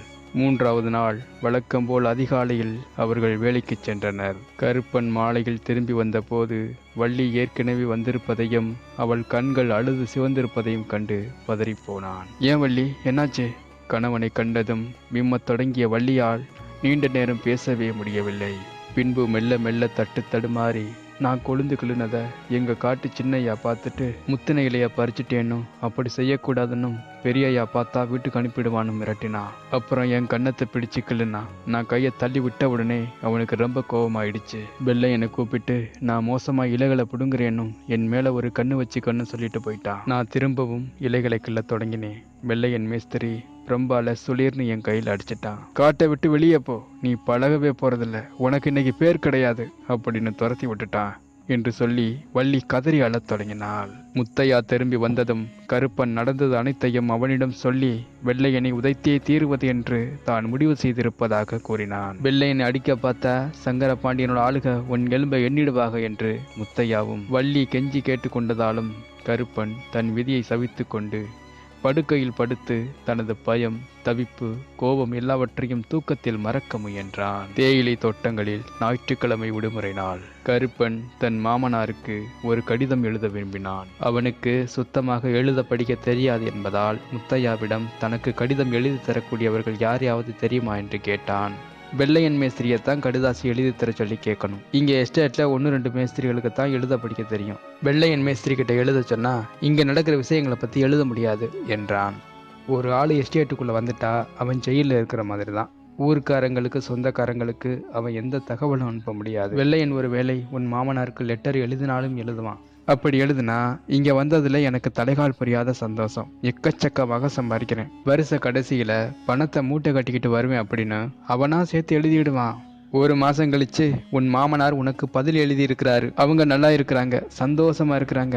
அவங்க வருமானத்திலேயே சமாளிக்கிறதால பணம் எதுவும் அனுப்ப வேண்டியதில்லை. இந்த மாதிரி விஷயங்களை பதிலாக எழுதியிருக்காங்கன்னு உங்ககிட்ட வந்து சொல்லுவான் என்று முத்தையா சொன்னான். பல நாட்கள் கடந்தது. ஒரு நாள் கருப்பன் வேலையிலிருந்து திரும்பி வந்தபோது உடம்பு சரியில்லாதது போல் உணர்ந்தான். சற்று நேரம் கழித்து வந்த வள்ளி கருப்பன் பாயில் படுத்துக்கொண்டு தலையோடு கம்பளி பொருத்தி கொண்டிருப்பதை கண்டாள். ஓடிப்போய் முத்தையாவை அழைத்து வந்தாள். முத்தையா பார்த்துவிட்டு, அட இது மலேரியா காய்ச்சல் தான், பயப்பட ஒண்ணுமில்ல. இந்த மார்ச் மாதம் காய்ச்சல் தொடங்கிடுச்சு. இனி எல்லாருக்கும் காய்ச்சல் வரும். பயப்படாதப்பா, மலேரியா காய்ச்சல் தான் வந்திருக்கு. நாளைக்கு ஆஸ்பத்திரிக்கு கூட்டிட்டு போய் மருந்து வாங்கி தரேன். இரவெல்லாம் கருப்பன் முணங்கி கொண்டிருந்தான். காலையில் கருப்பனுக்கு மலேரியா காய்ச்சல் வந்திருக்கிறது என்று முத்தையா வெள்ளையனிடம் தெரிவித்து அவனை மருத்துவமனைக்கு அழைத்துச் செல்ல அனுமதி கேட்டான். அவனே போய்க்க மாட்டானா? அவனால நிற்க முடியல. சரி சரி, டாக்டர் ஐயா கிட்ட சொல்றேன், ரவுண்ட்ஸ் வரும்போது பார்த்துட்டு மருந்து கொடுப்பாரு என்று சொல்லிவிட்டு வள்ளியை பார்த்து, நீ ஒன்றும் இங்கேயே சுத்திக்கிட்டு இருக்க வேண்டியதில்லை, வேலைக்கு போகணும் என்றான். அதுக்கு நினைவே இல்லைங்க. தண்ணி கேட்டா கொடுக்கறதுக்கு கூட யாரும் இல்லை. ஒரு நாள் கூட இருந்துக்கிறேன் வள்ளி கெஞ்சினாள். ஒன்றும் ஆயிடாது. அவன் என்ன ஜமீன்தாரா? பக்கத்தில் உட்காந்து நீ விசிறி வீசணுமா? ஆனால் முத்தையாவும் அவளுக்காக கெஞ்சி கேட்டுக்கொண்டதால் வெள்ளையன் வேண்டா வெறுப்புடன் வள்ளி ஒரு நாள் மட்டும் வீட்டில் இருக்க சம்மதித்தான். ஆனால் ஞாபகம் வச்சுக்கோ, நாளைக்கு நீ வேலைக்கு வந்துடணும். இந்த மாதிரி காய்ச்சல் வந்து ஒவ்வொருத்தனையும் கவனிக்கணும்னு நினைச்சா கொழுந்துகளை யாருமே இருக்க மாட்டாங்க. மதியம் 11 மணி அளவில் டாக்டர் குரூப் வந்தது. மார்பில் ஸ்டெதஸ்கோப் வைத்து பார்த்துவிட்டு தன்னிடம் வந்திருந்த கோழியிடம் காய்ச்சலுக்கான குயினைன் மருந்தை அவன் வாயில் ஊற்றுபடி கட்டளையிட்டார். மருந்து கொடுத்த அடுத்த கணமே கசப்பு தாங்காமல் கருப்பன் அதனை துப்பிவிட்டான். ஓங்கி பலாரென்று ஒரு அறை கொடுத்து, மறுபடியும் துப்புனா பல்ல கலட்டி கையில கொடுத்துருவேன் என்று மிரட்டி மறுபடியும் மருந்து கொடுக்கப்பட்டது. கருப்பன் 5 நாள் படுக்கையில் கிடந்தான். காய்ச்சல் குணமானதும் 1 நாள் மட்டுமே ஓய்வெடுக்க அனுமதிக்கப்பட்டான். காட்டு ஐயா கிட்ட சொல்லி 2 நாளைக்கு களைபிடுங்கிற வேலையை கொடுக்க சொல்றேன் என்று சொல்லிய வெள்ளையன் கருப்பன் இன்னும் பலவீனமாக இருக்கும்போதே வேலைக்கு விரட்டிவிடப்பட்டான். 1 வாரம் கழித்து வள்ளி காய்ச்சலில் விழுந்தாள். உக்கிரமான வலிப்புகளினால் அவள் மருத்துவமனையில் அனுமதிக்கப்பட்டாள். மருத்துவமனையின் 2 வார்டுகளுமே அழுக்கு பிடித்து நாற்றம் அடித்துக் கொண்டிருந்தது. கால்நடை மருத்துவமனைகளை விட அந்த மருத்துவமனை படு மோசமாகவும் அலங்கோலமாகவும் காட்சியளித்தது. வள்ளி மிக மோசமான நிலையிலேயே இங்கு கொண்டு வரப்பட்டிருந்தாள். பல நேரங்களில் அவளுக்கு சுயநினைவே இருக்கவில்லை. 2 நாட்கள் கழித்து தலைமை மருத்துவ அதிகாரியின் ஆலோசனைப்படி ஏராளமான ஊசிகள் போட 4 நாள் சிகிச்சைக்கு பிறகு வள்ளி மெதுவாக குணமடைந்தாள். மறுநாள் ஞாயிறு விடுமுறை நாள். வெள்ளையன் அன்று மாலை வந்து கருப்பனின் மாமனாரிடமிருந்து தகவல் வந்திருப்பதாக கூறினான். அவர் பொஞ்சாதியும் குழந்தைகளும் உங்க அம்மாவும் ரொம்ப நல்லா இருக்கிறாங்களாம். உன் மாமனாருக்கு அவருடைய சம்பளத்திலேயே எல்லாத்தையும் சமாளிக்க முடியுதான். நீ எதுக்கும் கவலைப்பட வேண்டாம். கஷ்டப்பட்டு வேலை செஞ்சு முடிஞ்ச வரைக்கும் சம்பாதிச்சுட்டு வான்னு யோசனை சொல்லியிருக்கிறாரு. கடுதாசியை கொண்டு வந்து படிச்சு காட்டலாம்னு தான் இருந்தேன். பெட்டியில வச்சிருந்தேன், காணாம போயிடுச்சு. எலி கடிச்சு எடுத்துட்டு போயிருக்கும்னு நினைக்கிறேன். தன் அப்பாவிடமிருந்து தகவல் வந்தது வள்ளிக்கு மிகுந்த மகிழ்ச்சி அளித்தது. அம்மா நன்றாகவும் மகிழ்ச்சியாகவும் இருக்கிறாள் என்ற செய்தி அறிந்த கருப்பனுக்கு தலைகால் புரியவில்லை. அன்று தூங்கப் போகும் நேரம் வெள்ளையன் வந்து வள்ளி எப்போது வேலைக்கு வருவாள் என்று விசாரித்தான். இப்பத்தாயா வீட்டுக்கு கூட்டிட்டு வந்திருக்கேன். அவ இன்னும் குளிக்க கூட இல்லை, நடக்க முடியாம இருக்கிறா. கருப்பன் தயக்கத்தோடு கூறினான். பரவாயில்ல, நாளைக்கு குளிச்சுட்டு நாளான்னைக்கு வேலைக்கு வந்துடணும். 2 வாரமா வேலைக்கு வரல. இப்படி போச்சுன்னா வாங்கின அட்வான்ஸை எப்படி திருப்பி தருவேன்? ஞாபகம் வச்சுக்கோ, நாளை கழிச்சு மறுநாள் வேலைக்கு வந்துடணும். மிகவும் பலவீனமாக உணர்ந்தாலும் வேறு வழியில்லாமல் வள்ளி வேலைக்கு போக வேண்டி வந்தது. சில நாட்கள் கடந்த பிறகு கருப்பனுக்கு இன்னொரு முறை காய்ச்சல் வந்தது. இந்த முறை அவன் தானே மருத்துவமனைக்கு சென்று விட்டான். ஆனால் அவனுக்கு ஊசி போட்டதன் காரணமாக வீக்கம் ஏற்பட்டு நடக்கவே முடியாத அளவிற்கு வலி ஏற்பட்டது. ஒவ்வொரு இரவும் வெள்ளையன் வந்து மறுநாள் வேலைக்கு போகாவிட்டால் தலைமை எழுத்தரிடம் சொல்லி வார ரேசனை நிறுத்திவிடப் போவதாக மிரட்டிவிட்டு போவான். இதன் காரணமாக காலையே தூக்கி வைக்க முடியாவிட்டாலும் கூட கருப்பன் வேலைக்கு போயே ஆக வேண்டிய நிலை வந்தது. மார்ச் மற்றும் ஏப்ரல் மாதங்கள் மலேரியா மாதங்கள். எஸ்டேட்டில் இருந்த அத்தனை பேரும் ஒரு முறையாவது காய்ச்சலில் விழுந்தனர். அந்த ஆண்டு எஸ்டேட்டில் இருந்து ஏராளமானவர்களை மலேரியா பலி கொண்டது. ஒரு நாள் மாலை வேலையிலிருந்து திரும்பிய வள்ளி பக்கத்து அறையில் அழுகுரல் கேட்டு ஓடினாள். அங்கே 12 வயது சிறுமி இறந்து போயிருந்தாள். காலையில் மகள் உயிருக்கு போராடி கொண்டிருந்த நேரத்திலும் கூட வெள்ளையனின் வற்புறுத்தலின் காரணமாக அவளது அம்மாவும் அப்பாவும் வேலைக்கு போக வேண்டி வந்தது. தனது மகள் இறந்திருந்த போதிலும் மறுநாள் அதிகாலையில் மேஸ்திரியின் அடி உதைக்கு பயந்து தகப்பன் தானாகவே வேலைக்கு திரும்பினான். சுய நினைவையே இழந்து மரத்து போய் உட்கார்ந்திருந்த சிறுமியின் அம்மாவை சங்கரபாண்டியன் இரக்கமின்றி உதைத்து வேலைக்கு அனுப்பினான். மலேரியா பலரை பலி கொண்டதோடு மேலும் பலரை முடக்கி போட்டது. பலர் வாழ்நாள் முழுவதும் எழுந்து நடமாட முடியாத நிலையை அடைந்தார்கள். கருப்பனை பலமுறை காய்ச்சல் தாக்கினாலும் வள்ளி அதிர்ஷ்டவசமாக ஒரே தாக்குதலோடு தப்பித்து கொண்டாள். மொத்தம் 600 பேர் இருந்த டிவிஷனில் சுமார் 75 பேர் காய்ச்சலுக்கு பலியாகினர். எழுத்து பணியாளர்களும் காய்ச்சலுக்கு தப்பவில்லை. சுற்றி நடப்பவைகளால் பயந்து நடுங்கி விதிர் விதித்து போயிருந்த கருப்பனும் வள்ளியும் கட்டாயம் ஓடிப்போக முடிவு செய்திருந்தார்கள். ஆனால் முத்தையா மேலும் மேலும் வற்புறுத்தி அந்த எண்ணத்தை கைவிடச் செய்தான். ஏப்ரல் மாசத்துல பாதி தாண்டிருச்சு. இந்த மாசம் முடியறதுக்கு முன்னாலேயே மழை வந்துடும். அப்புறமா காய்ச்சல் வராது. ஓடி போய் ஒருவேளை மாட்டிக்காம தப்பிச்சா கூட காய்ச்ச கலப்பு குளிரால வழியிலேயே இறந்து போவீங்க. இது மாதிரி நிறைய நடந்திருக்கு. எப்படியாச்சும் தாக்கு பிடிச்சிருங்க, கஷ்டமெல்லாம் தீர்வதற்கு வழி பிறக்கும். 2 வாரங்களில் முத்தையா சொல்லியது போலவே பருவமழை தொடங்கியது. தொடர்ந்து பல நாட்களுக்கு அவர்கள் சூரியனையே பார்க்கவில்லை.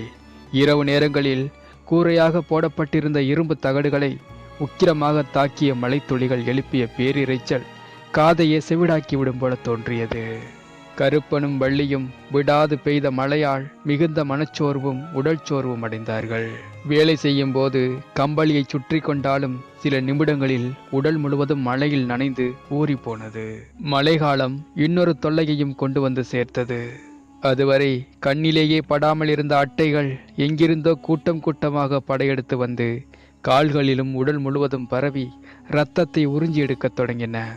அட்டை கடி வலிக்கவில்லை என்றாலும் அது கடித்த இடத்திலிருந்து தொடர்ந்து அட்டை விட்ட பின்பும் பல மணி நேரத்திற்கு இரத்தம் வடிந்து கொண்டிருந்தது. வள்ளிக்கு அட்டைகளை பார்த்தால் பைத்தியமே பிடித்துவிடும் போலாகியது. காலில் அட்டை ஏறுவதை பார்த்து கொண்டே இருந்தாலும் கூட அதை தட்டிவிடும் துணிச்சல் அவளுக்கு வரவில்லை. பக்கத்தில் வேலை செய்து கொண்டிருந்த மற்ற பெண்கள் அவளுக்கு உதவினார்கள். பல மாதங்கள் கழித்துதான் அவளால் அட்டை பயத்திலிருந்து விடுபட முடிந்தது. இப்போது இன்னொரு வகையான காய்ச்சல் தலை தூக்கியது. அந்த நாட்களில், முக்கியமாக கடுமையாக மழை பெய்த நாட்களில் வேலைக்கு போகாமல் வீட்டிலேயே இருக்க வள்ளி விரும்பினாள். ஆனால் வெள்ளையன் அவளையும் மற்ற அத்தனை பேரையும் தேயிலை காட்டுக்கு விரட்டி அடித்தான். இவ்வளவு பயங்கரமான சூழ்நிலைகளில் வேலை செய்தாலும் கூட அவர்களால் ஒரு நாளைக்கு 1 அணா கூட சம்பாதிக்க முடியவில்லை. தொழிலாளர்களில் 1/4 பேர் இந்த காய்ச்சலால் பாதிக்கப்பட்டார்கள். ஏதாவது குழந்தைக்கு இந்த காய்ச்சல் வந்துவிட்டால் அவர்களை காப்பாற்றவே முடியாது. ஜூன் ஜூலை மாதங்கள் முழுவதும் நிமிட நேர இடைவெளியின்றி மழை கொட்டி தீர்த்தது. ஆகஸ்ட் மாதம் வந்ததும் பருவமழையின் சீற்றம் சற்றே தணிந்தது. இன்னொரு 15 நாளைக்கு இதே மாதிரி வெயில் அடிச்சா நல்லா துளிர் வந்துடும், ராமாயி வள்ளியிடம் சொன்னாள். இனியும் மழை பெய்யுமா? மழையை நினைத்தாலே வள்ளிக்கு கலக்கம் ஏற்பட்டது. ஆமா, அடுத்த மழைக்காலம் இனிமேதான் வரும். ஆனா அது புரட்டாசி ஐப்பசி மாசம்தான் வரும். அந்த மழைக்காலம் எத்தனை நாளைக்கு இருக்கும்க்கா? அக்டோபர் மாதம் முழுக்க மழை கொட்டி தள்ளும். நவம்பர் மாதம் தொடங்கிட்டா மழை குறைஞ்சிடும். 3வது வாரத்தில் மழை கொஞ்சம் கொஞ்சம் தான் பெய்யும், ராமாயி கூந்தலை அள்ளி முடிந்து கொண்டே பதிலளித்தாள். மழை காலங்கள் முடிந்து ஒரு வழியாக டிசம்பர் மாதம் வந்தது. இனி மழையும் அட்டைகளும் சில மாதங்களுக்கு வராது என்று வள்ளி நிம்மதி பெருமூச்சு விட்டாள். தேயிலை செடிகள் முழுவதும் துளிர்த்தெழுந்த ஏராளமான கொழுந்துகளை பெண் கூலிகளால் மட்டும் பறிக்க முடியவில்லை என்பதால் ஆண் கூலி ஆட்களும் கூட கொழுந்துகளில் அனுப்பப்பட்டார்கள். சில நாட்களுக்கு பிறகு பனி பொழிய தொடங்கியது. பனித்துளிகள் காரணமாக இலைகள் கணிசமாக குறைந்து போயின. தினமும் காலையில என்ன தேய்க்கலனா உதடு கையெல்லாம் பனியில வெடிச்சு போயிடும். இந்த வருஷம் நாங்கள் ஊருக்கு போகிற அளவுக்கு பணம் கிடைச்சிரும்னு எங்கள் வீட்டுக்காரங்க சொல்கிறாங்க. எஸ்டேட்டுக்கு வந்து 3 வருஷம் ஆச்சு. இப்போதான் முதலாக ஊருக்கு போகிறோம் என்று ராமாயி சொன்னாள். எங்களால் போக முடியுமான்னு தெரியலக்கா. இங்கே வந்து 1 வருஷம் ஆச்சு.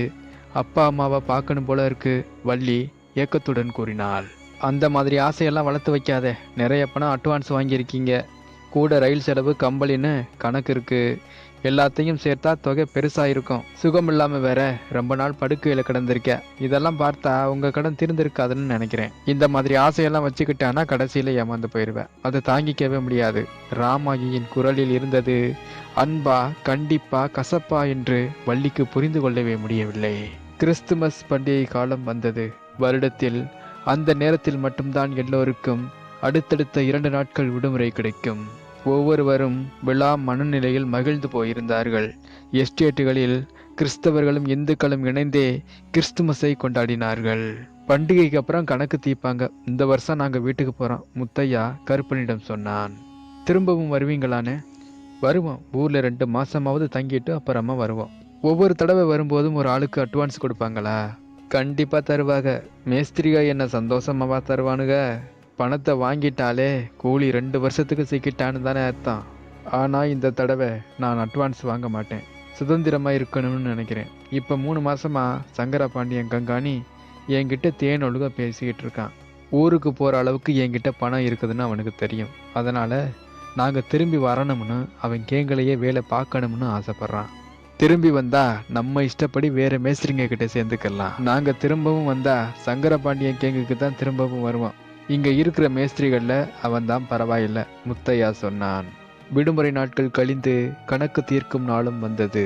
ஒரு வரந்தாவில் ஒரு மேஜையும் நாற்காலியும் பொது மேலாளருக்காக போடப்பட்டிருந்தது. கொஞ்ச தூரம் தள்ளி இன்னொரு மேஜையில் ஒரு பெரிய நோட்டு வைக்கப்பட்டிருந்தது. துரை அறையிலிருந்து வெளியே வந்து தனது நாற்காலியில் அமர்ந்து கொண்டான். குமஸ்தா ரூபாய் நோட்டுகளையும் நாணயங்களையும் கொண்டு வந்து மேசையில் வைத்தான். ஒரு எழுத்து பணியாளர், ஒவ்வொரு கூலியின் பெயர், அவர் சம்பாதித்த மொத்த கூலி பணம், அந்த வருடத்தில் அவன் வாங்கிய மொத்த கடன், மீதி பணம் ஏதாவது இருப்பின் அந்த தொகை ஆகியவற்றை படித்து சொல்வார். கூலிக்கு சேர வேண்டிய தொகையை கொடுப்பார்கள். முதலில் சங்கரபாண்டியன் கேங்கு தான் அழைக்கப்பட்டது. ஒவ்வொரு குடும்பமாக வரிசையாக அழைத்தார்கள். கருப்பனின் இதயம் படபடவென அடிக்கத் தொடங்கியது. எத்தனை பணம் கிடைக்கும் என்று அறிய மிகுந்த ஆவலுடன் துடித்து கொண்டிருந்தான்.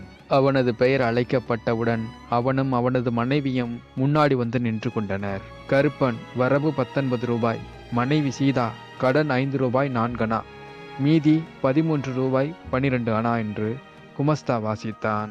கருப்பன் தொகையை பெற்றுக்கொண்டு பள்ளியுடன் சேர்ந்து அந்த இடத்திலிருந்து விலகினான். நிச்சயமா இந்த பணம் நாம வீட்டுக்கு போறதுக்கு போதும், சந்தோஷமாக வெடித்து சிரித்தாள் வள்ளி. காளி செட்டியா இருக்கும், கடனா வாங்கின மாட்டுக்கறிக்கும் பணம் கொடுக்கணுங்கிறத மறந்துடாத, கருப்பன் பதிலளித்தான். அது எவ்வளவு ஆகிட போகுது? காளி செட்டியார்கிட்ட நிறைய ஒன்றும் கடன் வாங்கலையே. அதுபோலதான் மாட்டுக்கறியும் எப்பவாவது தான் கடன் வாங்கியிருக்கோம், ஆர்வத்துடன் வள்ளி சொன்னாள். நான் போய் பார்த்துட்டு வரேன், ஆனா பெருசா மிச்சமாகும்னு எனக்கு தோணல என்றான் கருப்பன். கருப்பன் கடனை செலுத்த காளிச்செட்டியின் கடைக்கு சென்றான். கடனை செலுத்த வந்திருந்த கூலிகளால் கடை நிறைந்திருந்தது. சில கூலிகள் காளிச்செட்டி காட்டிய கணக்கு புத்தகத்தில் உள்ள அளவுக்கு தாம் அதிக கடன் வாங்கவில்லை என்று சண்டையிட்டு கொண்டிருந்தனர். ஆனால் செட்டியார் யார் யார் எந்தெந்த தேதியில் என்னென்ன பொருட்கள் வாங்கினர் என்பதை பட்டியலிட்டு கூற தங்கள் கணக்கு வழக்குகளை நிர்வகிக்க தெரியாத படிப்பறிவற்ற பாமர மக்களால் எதிர்த்து எதுவும் பேச முடியவில்லை. கடைசியில் கூட்டம் எல்லாம் கலைந்த பிறகு கருப்பன் தான் எத்தனை கொடுக்க வேண்டும் என்று கேட்டான். காளிச்செட்டியார் ஒரு பதிவேட்டை பார்த்துவிட்டு 11 ரூபாய் 12 அணா என்றார். 5 ரூபாய்க்கு அதிகமாக கொடுக்க வேண்டியதில்லை என்று நினைத்திருந்த கருப்பன் திடுக்கிட்டு போனான். சில நிமிடங்கள் அவனால் பேசக்கூட முடியவில்லை. அது எப்படி? அடிக்கடி கடன் வாங்கின மாதிரி எனக்கு தோணலை. என் பொஞ்சாதி உடம்புக்கு முடியாமல் படுத்திருந்தப்போ மட்டும்தான் கடன் வாங்கினேன். தயவு செஞ்சு இன்னொரு தடவை கணக்கை பாருங்க. நீ எஸ்டேட்டுக்கு வந்த முதல் நாள் உனக்கு நான் கொடுத்த பானைங்க, அரிசி, சாமான்கள் எல்லாம் மறந்து போச்சா? ஆமாம், அதுக்கெல்லாம் சேர்த்து 1 ரூபாய் இருக்குமா? கருப்பன் கேட்டான். 1 ரூபாய்க்கு உன் பாட்டன் தருவான். என் கடையில் அதோட விலை 3 ரூபா எட்டனா. இங்கே பாரு, நீ எப்பப்போ அரிசி மற்ற சாமான்களெல்லாம் வாங்கியிருக்கேன்னு எவ்வளவு கொடுக்க வேண்டியிருக்குன்னு இதில் இருக்கு. காளிச்செட்டியார் 15வது முறையாக திரும்பவும் கூறினார். வாங்காத பொருளுக்கு நான் எதுக்கு காசு தரணும்? கருப்பன் கேட்டதும் காளிச்செட்டியார் கடும் கோபமடைந்தார். விவாதித்தும் பலனில்லை என்று அறிந்து கொண்ட கருப்பன் அறைக்கு திரும்பி மேஸ்திரியிடம் சொல்லலாமா என்று முத்தையாவிடம் கேட்டான். பேசாம அவன் எவ்வளவு சொல்றானோ அதை கொடுத்துட்டு வந்துரு, அதுதான் நல்லது. இனி மேற்கொண்டு அவங்கிட்ட வரவு செலவு வச்சுக்காத. முத்தையாவும் மனைவியும் கிராமத்துக்கு போவதற்கான ஏற்பாடுகளில் பரபரப்பாக இருந்தனர். கிராமத்துக்கு போக வழியில்லாத கருப்பனும் வள்ளியும் இடிந்து போய் முடங்கி கிடந்தனர். கருப்பன் படுப்பதற்கு தயாராகி கொண்டிருந்த போது மேஸ்திரி கூப்பிட்டு அனுப்பினான். ஏராளமான சிறிய நோட்டு புத்தகங்கள் சிதறி கிடக்க மேஸ்திரி ஒரு பாயில் சமணம் போட்டு உட்கார்ந்திருந்தான். கருப்பனை பார்த்தவுடன், செட்டியார் என்ன சொன்னார் தெரியுமா? அவர் பொய்க்கணக்கு சொல்றாருன்னு பணம் தர முடியாதுன்னு வந்துட்டியான். இந்த மாதிரி அடாவடியெல்லாம் இங்க பண்ண முடியாது. இந்த எஸ்டேட் தொடங்கினதிலிருந்து காளி செட்டியார் உன்னை மாதிரி 10,000 பேரை பார்த்துருப்பான். அவன் கணக்கு வழக்கில் யாரும் சந்தேகப்பட்டதில்லை. அவனை குறை சொல்றவன் நாளைக்கு ஏன் கணக்கையும் பொய்க்கணக்குன்னு தான் சொல்லுவான். பேசாம போய் அவன் பணத்தை கொடுத்துட்டு என்னை வந்து பாரு. கருப்பன் காளிச்செட்டியிடம் சென்று அவன் கேட்ட பணத்தை கொடுத்து விட்டான். பின்பு மாட்டுக்கறி கடைக்கு சென்று கடைக்காரன் கேட்ட 1 ரூபாய் 12 அணாவையும் மறுபேச்சின்றி கொடுத்து விட்டான். இறுதியில் கருப்பனிடம் 4 அணா மிஞ்சியது. மேஸ்திரியிடம் சென்று அவன் சொன்னபடி செய்துவிட்டதை அறிவித்தான். அது சரி, எனக்கு தர வேண்டியதை எப்போ தரப்போற? கருப்பனுக்கு தூக்கி வாரி போட்டது. அவனுக்கு கொடுக்கப்பட்ட அட்வான்ஸ், பயணத்தொகை, கம்பளி அனைத்தும் சம்பளத்தில் பிடிக்கப்பட்டு விட்டன என நினைத்திருந்தான். சங்கரபாண்டியன் தொடர்ந்தான். இதோ பார்ல, 40 ரூபாய் அட்வான்ஸாக கொடுத்துருக்காங்க. அதில் 30 ரூபாய் எஸ்டேட்டோடது, மீதி என் பணம். அதை நீதால எனக்கு கொடுக்கணும். கருப்பன் தன்னிடம் 4 அணா மட்டுமே மீதி இருப்பதாக கூறினான். அது உன் சோம்பேறித்தனத்தால வந்தது. நீயும் உன் பொஞ்சாதியும் ஒழுங்கா வேலை செஞ்சிருந்தீங்கன்னா எல்லா கடனையும் அடைச்சிட்டு ஊருக்கு போகிறதுக்கு பணமும் மிச்சம் இருந்திருக்கும்.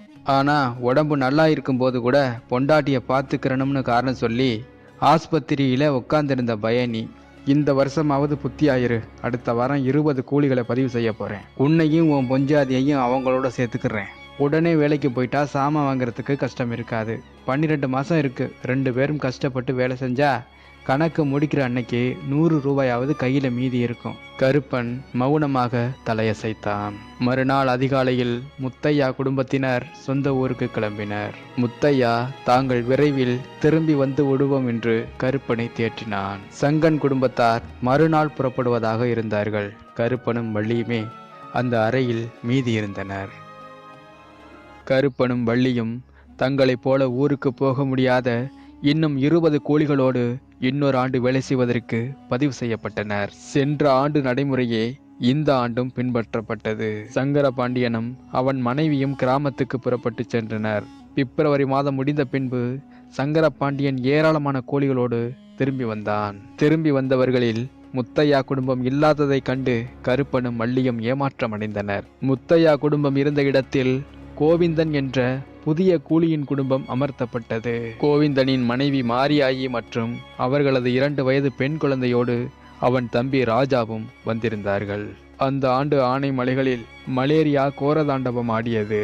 ஒரு நாள் கருப்பன் வேலை செய்து கொண்டிருக்கும் போது உடனடியாக மருத்துவமனைக்கு போகும்படி வெள்ளையனிடமிருந்து செய்தி வந்தது.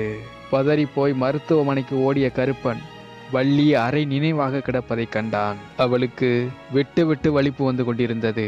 அவளோடு வந்திருந்த 2 பெண்கள் அவளை அசையாமல் பிடித்து கொண்டிருந்தார்கள். கொழுந்து கிள்ளி கொண்டிருக்கும் போது நடுங்குகிறது என்று சொன்னவள் வலிப்பு வந்து கீழே விழுந்து விட்டாள். அவளுக்கு ஊசி போடப்பட்டுள்ளது என்றார்கள். வள்ளிக்கு கருப்பனை அடையாளமே தெரியவில்லை.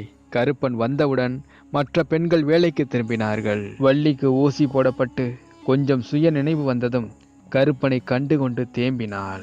கருப்பன் அவளுக்கு ஆறுதல் சொல்ல முயன்றாலும் அவன் உடல் விம்மலால் குலுங்கி கொண்டிருந்தது. இன்னொரு முறை வலிப்பு வர வள்ளி நினைவிழந்தாள். 3 வாரங்களாக பல்வேறு அபாய கட்டங்களில் இருந்த வள்ளி ஒரு வழியாக தேறினாள். 5 நாட்கள் மட்டும் வள்ளியால் ஓய்வெடுக்க முடிந்தது.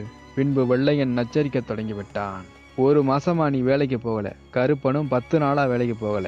உடனே வேலைக்கு கிளம்பலனா கணக்கு தீர்க்கிற அன்னைக்கு கையில எதுவுமே கிடைக்காது. எழுந்து நிற்கவே முடியாமல் இருந்த வள்ளி வேலைக்கு கிளம்பினாள். காலங்கள் கடந்தன. வருட இறுதியில் வந்த பண்டிகை வழக்கமான கோலாகலத்துடன் கொண்டாடப்பட்டது. கணக்கு முடிக்கப்படும் நாள் வந்தது. வள்ளி நீண்ட நாள் நோய்வாய்ப்பட்டிருந்ததால் இருவருக்கும் ஊருக்கு போகிற அளவுக்கு பணம் கிடைக்கும் என்ற நம்பிக்கையே இல்லை. எனவே 20 ரூபாய் கையில் வாங்கிய போது போன ஆண்டு இருந்த ஏமாற்றமும் விரக்தியும் அவர்களுக்கு ஏற்படவில்லை.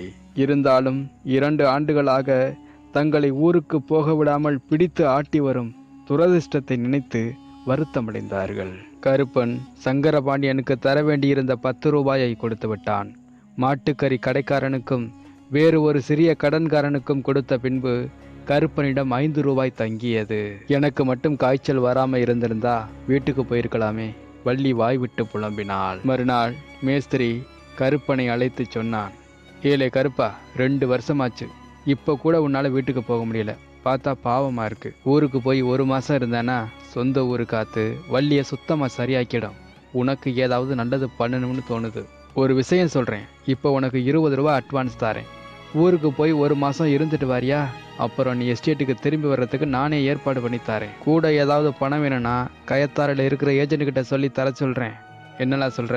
கருப்பனின் இதயம் வேகமாக துடிக்க தொடங்கியது. அம்மாவின் முகமும் மயிலோடையும் படம் போல் கண்முன் ஓடியது. தொங்கி போயிருந்த அவன் முகத்தில் பளிச்சிட்ட ஒளியைக் கண்டு ஊக்கம் பெற்ற சங்கரபாண்டியன் தொடர்ந்து கரைக்கத் தொடங்கினான். ஊருக்கு போகணும்னா நாளைக்கே புறப்படு. நம்ம கூலிங்க கொஞ்சம் பேர் போறாங்க, அவங்களோடு நீயும் சேர்ந்து போகலாம். சரி என்ற சொல் தொண்டைக்குழி வரை வந்துவிட்டது. எப்படியோ தன்னை அடக்கி கொண்டு மனைவியையும் கேட்டுவிட்டு மறுநாள் பதில் சொல்வதாக சொல்லிவிட்டான். வள்ளியிடம் சென்ற கருப்பன், இதை ஒத்துக்கிட்டு வீட்டுக்கு போயிட்டு வரலாமா? அம்மாவையும் அக்காவையும் பார்த்து 2 வருஷமாச்சு. இப்போவும் போகலைன்னா பெத்த கிளவி செத்தே போயிடும். நமக்கும் ஊரை பார்த்த மாதிரி இருக்கும். சரி போலாம், வள்ளி தன்னை மறந்து சொல்லிவிட்டாள். கருப்பனுக்கு உற்சாகத்தில் தலைகால் புரியவில்லை. இப்பொழுதே மேஸ்திரியிடம் சென்று எல்லா ஏற்பாடும் செய்து வருவதாக கூறி கிளம்பினான். திடீரென்று எதையோ நினைத்து கொண்ட வள்ளி சட்டென்று கருப்பனின் கையை பிடித்து இழுத்தாள். மாமா கொஞ்சம் நில்லு, கொஞ்சம் அமர யோசிச்சு முடிவு பண்ணலாம் என்றாள். ஏன், உனக்கு என்னாச்சு? இதில் யோசிக்கிறதுக்கு என்ன இருக்கு? மேஸ்திரி கொடுக்கறத வாங்கினா இங்கே திரும்பி வந்துதானே ஆகணும். கருப்பன் கல்லாய் சமைந்து விட்டான். ஊர் திரும்ப வேண்டும் என்ற தவிப்பில் அதை பற்றி யோசிக்கவே இல்லை. வர்ற வருஷம் காய்ச்ச வந்தா கூட தாங்கிக்கிட்டு வேலை செஞ்சா ஊருக்கு போகிறதுக்கு நம்ம கையில் பணம் வந்துடும். ஒரு வயலுக்கும் பணம் கொடுக்க வேண்டியதில்லை, ஊருக்கு திரும்பிடலாம். இன்னொரு வருஷம் தாக்கு பிடிச்சிக்கிட்டு வேலை செய்கிறது தான் நல்லதுன்னு நினைக்கிறேன் என்றாள் வள்ளி. மறுநாள் கருப்பன் தாங்கள் இன்னொரு வருடம் இங்கேயே இருக்கப் போவதாக சங்கரபாண்டியனிடம் சொல்லிவிட்டான். எனவே இன்னொரு ஆண்டு பணி செய்ய அவர்கள் பதிவு செய்யப்பட்டனர். 3வது ஆண்டு தொடங்கியது. அந்த ஆண்டும் கடும் வயிற்றுப்போக்கு கொள்ளை நோயாக பரவியது. அதோடு படுபயங்கரமான மலேரியா காலமும் வந்தது. வள்ளி கடுமையான காய்ச்சலுக்கு ஆளானாள். மருத்துவமனையில் அனுமதிக்கப்பட்டு அவளுக்கு தினமும் மருந்து வழங்கப்பட்டது. காய்ச்சலைப் போலவே மருந்தையும் அவளால் சகித்து கொள்ளவே முடியவில்லை. கருப்பன் கெஞ்சியும் மிரட்டியும் வற்புறுத்தியும் அவளை அந்த கசப்பு மருந்தை குடிக்க வைத்தான். கருப்பனையும் காய்ச்சல் தாக்கியது. ஆனால் அவன் மருத்துவமனைக்கு சென்று ஊசி போட்டுக்கொண்டு நேராக வேலைக்கு சென்று விட்டான். ஒரு நாள் கூட வேலையை இழப்பதில்லை என்றும் வருட கடைசியில் வீட்டுக்கு போகும் அளவுக்கு சம்பாதித்தே தீருவது என்றும் தீர்மானமாக உறுதி பூண்டிருந்தான். நாட்கள் கடந்து ஏப்ரல் மாதமும் வந்தது. கனத்த மழை பெய்தது. 10 நாட்களில் தேயிலை புதர்களில் பெரும் எண்ணிக்கையில் அரும்புகள் தோன்றின. கொழுந்து கிள்ளுபவர்களுக்கு வேலை ஓயவே இல்லை. அந்த ஆண்டு சீசன் மிகவும் நன்றாக இருந்தது. கணக்கு தீர்க்கும்போது கூலிகளுக்கு நல்ல சம்பளம் கிடைக்கும் என்று மேஸ்திரிகள் கூலிகளை உற்சாகப்படுத்தினார்கள். கனமழை கொட்டிக்கொண்டே இருந்தது. அதற்காகவே காத்திருந்தது போல் அட்டைகள் படைப்படையாக திரண்டு வந்து தங்கள் பங்கிற்கு கூலிகளின் இரத்தத்தை உறிஞ்சத் தொடங்கின. நாட்கணக்காக அவர்களால் சூரியனையே பார்க்க முடியவில்லை. நாட்கள் வாரங்களாகின. ஆனால் மழை நிமிட நேரமும் நிற்கவில்லை. இருண்ட வானத்தின் கீழே ஆற்றில் பொங்கி பாய்ந்தோடிய வெள்ளத்தின் பேரோசையை 1 மைல் தொலைவில் இருந்தே கேட்க முடிந்தது. இரவு பகலாக சுழன்றடித்த மழைக்கும் அசுர வேகத்தில் வளர்ந்த களைகளுக்கும் ஒரு முடிவே இல்லை போல தோன்றியது. கூலிகளின் லயன்கள் முழுவதும் நோயாளிகளால் நிரம்பி போயின. கருப்பன் ஒரு நாள் கூட இடைவெளி விடாமல் வேலைக்கு சென்றான். கணக்கு தீர்க்கும் நாள் வரை வேலை செய்ய வேண்டுமென்று தீர்மானகரமான உறுதி அவனை உந்தி தள்ளி கொண்டிருந்தது. ஆனால் நேர்த்திக்கடன் கழிப்பது போல பாட்டிலாக கசந்து குமட்டி கொண்டு வந்த அந்த மருந்தை விழுங்கிய போதிலும் மேலும் மேலும் வள்ளி பலவீனமடைந்து வந்தாள். அவளுக்கு சத்தான உணவு அளிக்கும்படி டாக்டர் கருப்பனிடம் கூறினார். எனவே கருப்பன் அலுவலகத்தில் 5 ரூபாய் பெற்று அவளுக்கு தினமும் சிறிது பால் வாங்கி கொடுத்து வந்தான். நல்ல உணவும் மருந்துகளும் கொடுக்கப்பட்ட பின்பும் வள்ளியின் உடல்நிலையில் எந்த மாற்றமும் தெரியவே இல்லை. உடல் முழுவதும் மெலிந்து கொண்டே வந்தது. புதிதாக வேலைக்கு சேர்ந்த மருத்துவர் வள்ளியை பரிசோதித்தார். கருப்பனை தனியாக அழைத்துச் சென்று அவள் மிகவும் மோசமான நிலையில் இருப்பதாகவும் தன்னால் முடிந்த அனைத்தையும் செய்வதாகவும் மற்றவற்றை கடவுள் பொறுப்பில் விட்டுவிட வேண்டும் என்றும் சொன்னார். பல நாட்களுக்கு முன்பே இவளுக்கு முறையான சிகிச்சை அளிக்கப்பட்டிருக்க வேண்டும். ஏற்கனவே காலம் கடந்து விட்டது. ஆனால் என்னால் முடிந்ததையெல்லாம் செய்கிறேன் என்றார். கருப்பன் டாக்டரின் காலை தொட்டு கண்ணில் ஒற்றி கொண்டான். ஐயா, எங்களை உங்க புள்ள மாதிரி நினச்சிக்குங்க. எப்படியாவது அவளை காப்பாத்துங்க ஐயா. 3 வருஷமா இங்கே இருக்கோம். ஊருக்கு போகவே முடியல. இப்போ தான் எல்லா கடனையும் அடைச்சேன். கணக்கு தீர்க்கிறப்ப ஊருக்கு போக முடியுமான்னு பார்க்குறேன்.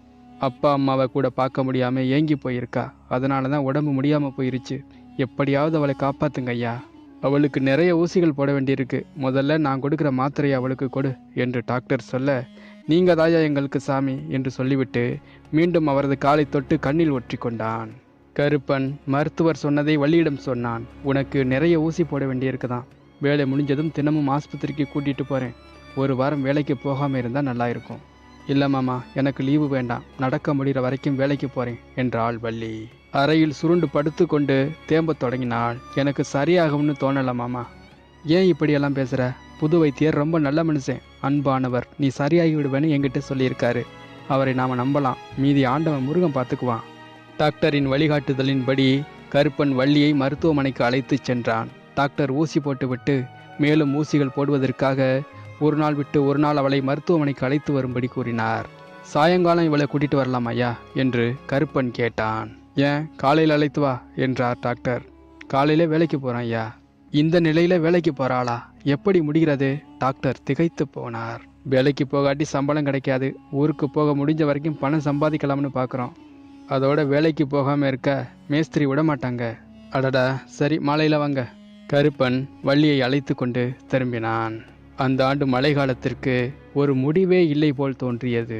அடைமழை வழக்கமாக நவம்பர் தொடக்கத்தில் நின்றுவிடும். பின்பு விட்டுவிட்டுத்தான் மழை வரும். இடையிடையே இதமாக சூரியனும் ஒளி வீசும். ஆனால் நவம்பர் மாதம் பாதி கடந்த பின்பும் கூட தொடர்ந்து கடும் மழை கொட்டி கொண்டிருந்தது. வள்ளிக்கு போடப்பட வேண்டிய ஊசிகள் அனைத்தும் போடப்பட்டு விட்டன. ஆனால் அவள் நிலையில் குறிப்பிடத்தக்க முன்னேற்றம் எதுவும் தெரியவில்லை.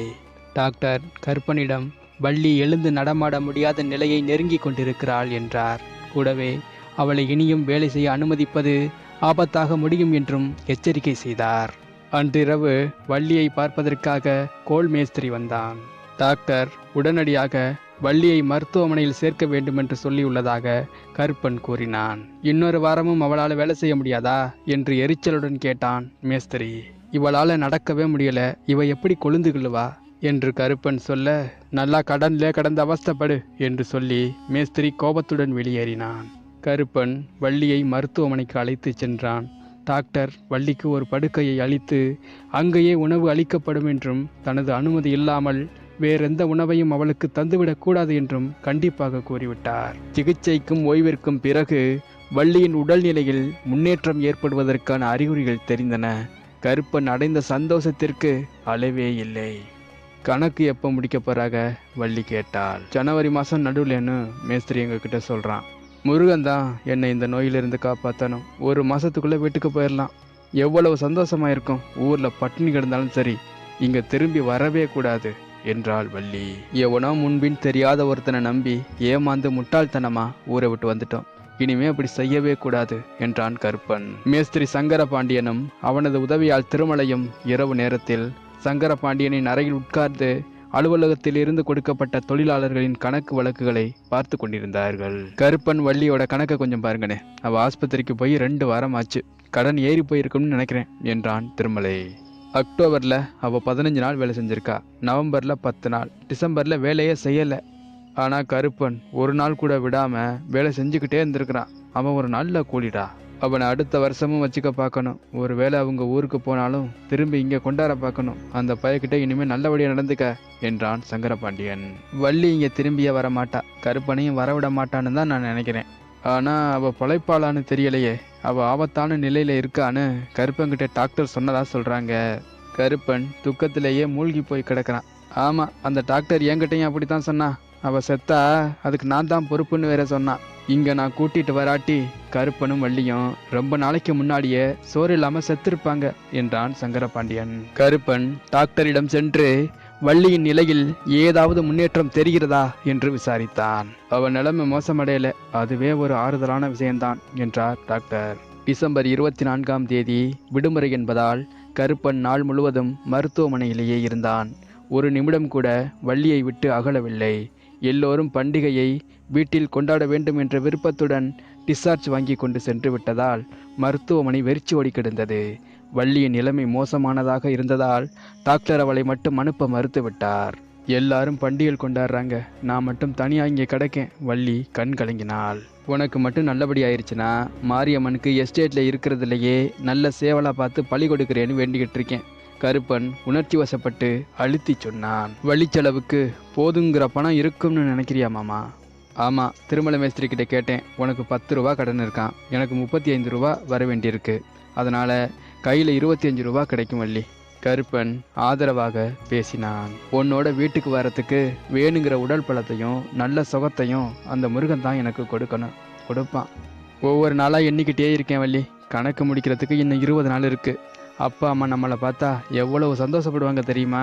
டிசம்பர் 25ஆம் தேதி விடுமுறை அன்று கருப்பன் நாள் முழுவதும் வள்ளியுடனே இருந்தான். எனக்கு இப்போ ரொம்ப நல்லா இருக்கு மாமா, சீக்கிரம் வீட்டுக்கு போயிடுவோம்னு நினைச்சாலே உடம்பெல்லாம் புல்லரிக்குது என்றாள் வள்ளி. 3 பயங்கரமான வருஷங்க இந்த எஸ்டேட்ல இருந்துட்டோம். எம்பெருமான் முருகன் இந்த எஸ்டேட் வாழ்க்கையை நல்லபடியாக முடிச்சு வச்சிடுமா. நம்மோட ஊரில் கிராமத்தில் நாம் கால் வைக்கிற வரைக்கும் அவன் நம்ம கூட இருக்கணும்னு வேண்டிக்கிறேன் என்றான் கருப்பன். மறுநாள் மாலை வேலையிலிருந்து வந்து சமைத்து கொண்டிருந்த போது பக்கத்து வீட்டுக்காரன் ஓடி வந்து கருப்பனை உடனே மருத்துவமனைக்கு போகும்படி சொன்னான். கருப்பனை உடனே அனுப்ப சொல்லி டாக்டர் சங்கரபாண்டியனுக்கு சொல்லி அனுப்பியிருந்தார். அவன்தான் இந்த ஆளை அனுப்பியிருந்தான். கருப்பன் பயந்தோடி மருத்துவமனை அடைந்து வார்டுக்குள் நுழைந்ததும் டாக்டர் வள்ளிக்கு ஊசி போட்டு கொண்டிருப்பதையும் மெடிக்கல் கூலி அவளை அழித்து பிடித்து கொண்டிருப்பதையும் கண்டான். வள்ளிக்கு கடுமையான வலிப்பு வந்திருந்தது. அவள் வாயிலிருந்து நுரைதல்ல கைகளும் கால்களும் நீண்டு விரைந்திருந்தன. அவளுக்கு சுத்தமாக சுயநினைவே இல்லை. கருப்பனை அவள் பக்கத்திலேயே உட்கார வைத்து ஏதாவது அவசரம் என்றால் தனக்கு தகவல் கொடுக்கும்படி டாக்டர் கோரினார். டாக்டர் ஐயா, இவளுக்கு நல்லாயிருமா? கருப்பன் கவலையுடன் கேட்டான். சொல்ல முடியாதப்பா, என்னால் என்னென்னவெல்லாம் முடியுமோ அதையெல்லாம் செய்கிறேன், மற்றதை கடவுள்கிட்ட விட்டுடலாம். கருப்பன் வள்ளியின் அருகே உட்கார்ந்து அவள் கரத்தை எடுத்து மடியில் வைத்து கொண்டான். நேரங்கள் கடந்தாலும் வள்ளிக்கு நினைவு திரும்பவே இல்லை. நள்ளிரவுக்கு பின்பு வலிப்பு அடிக்கடி வரத் தொடங்கியது. அதிகாலையில் 15 நிமிடங்களுக்கு ஒரு முறை வலிப்பு தொடர்ந்து வரத் தொடங்கியது. வள்ளி விழித்தெழ மாட்டாள் என்ற பயம் கருப்பனுக்குள் தலை காட்டத் தொடங்கியது. ஊருக்கு போக வேண்டிய நிலை வரும்போது வள்ளி இப்படி படுத்து கிடக்கிறாளே என்ற நினைப்பால் தேம்பி தேம்பி அழத் தொடங்கினான். டாக்டர் வந்து வள்ளியின் நாடி பிடித்து பார்த்துவிட்டு ஊசி போடாமலேயே திரும்பி சென்றார். கருப்பன் துள்ளி எழுந்து பின்னே ஓடி அவர் கால்களை கட்டி கொண்டு டாக்டர் ஐயா, வள்ளியை காப்பாத்துங்க என்று கதறி அழுதான். டாக்டர் மென்மையாக தன்னை விடுவித்து கொண்டு உடனே திரும்பி வந்து விடுவதாக கூறிவிட்டு விலகிச் சென்றார். ஆனால் அவர் திரும்பி வரவே இல்லை. இனி நம்பிக்கைக்கு இடமே இல்லை என்பதை கருப்பன் புரிந்து கொண்டான். குளிர்ந்த வேர்வை ஆறாக பெருகியது. அவன் கால்கள் நடுங்கத் தொடங்கின. அங்கிருந்த மெடிக்கல் கூலி அவனை சாந்தப்படுத்த ஒரு கப் காப்பியை நீட்டி பருகச் சொன்னான். கருப்பன் தலையசைத்து மறுத்துவிட்டு மனைவியையே உத்து பார்த்து கொண்டிருந்தான். வள்ளி விட்டு விட்டு மூச்சு விட்டு கொண்டிருந்தாள். அவள் உடல் குளிர்ந்து வந்தது. 2 சுவாசங்களுக்கு இடையிலான இடைவெளி மேலும் மேலும் அதிகரித்து கொண்டே இருந்தது. திடீரென்று வள்ளியின் உடல் பயங்கரமாக ஒரு குலுக்கு குலுங்கியது. அவள் வாயில் இருந்து ரத்தம் வழிய கருப்பன் உலகில் தன்னந்தனியாகிவிட்டான். நெஞ்சை பிளக்கும்படி கதறிய கருப்பன் மனைவியின் உயிரற்ற உடல் மீது விழுந்து இறுக பற்றி கொண்டான். டாக்டர் சங்கரபாண்டியன் மேஸ்திரிக்கு சொல்லி அனுப்பினார். சங்கரபாண்டியன் திருமலையையும் வேறு சில ஆண் பெண் கூலிகளையும் அழைத்து கொண்டு மருத்துவமனைக்கு வந்து சேர்ந்தான். அவர்கள் வள்ளியின் உடலை தங்கள் லைனுக்கு எடுத்துச் சென்றனர். கருப்பன் அறையை அடைந்தவுடன் அவள் மீது விழுந்து புரண்டு விரக்தியும் வெறுமையும் மேலிட கதறி கதறி அழத் தொடங்கினான். அங்கிருந்தவர்கள் ஏதேதோ சொல்லி அவனை சமாதானப்படுத்த முயன்றனர். ஆனால் அடியற்ற பள்ளத்தில் வீழ்ந்து கொண்டிருப்பதைப் போன்ற நிலையில் இருந்த கருப்பனின் காதுகளில் எதுவுமே விழவில்லை. கருப்பன் கதறி கதறி அழுது கொண்டிருக்க வள்ளி அடக்கம் செய்யப்பட்டாள். கருப்பன் மறுநாள் முழுவதும் அறையிலிருந்து வெளியே வரவே இல்லை. கருப்பனின் அறைக்கு வந்த திருமலை, கருப்பன் நாளை காலை வேலைக்கு போக வேண்டும் என்று மேஸ்திரி சொல்லி அனுப்பியதாக கூறினான்.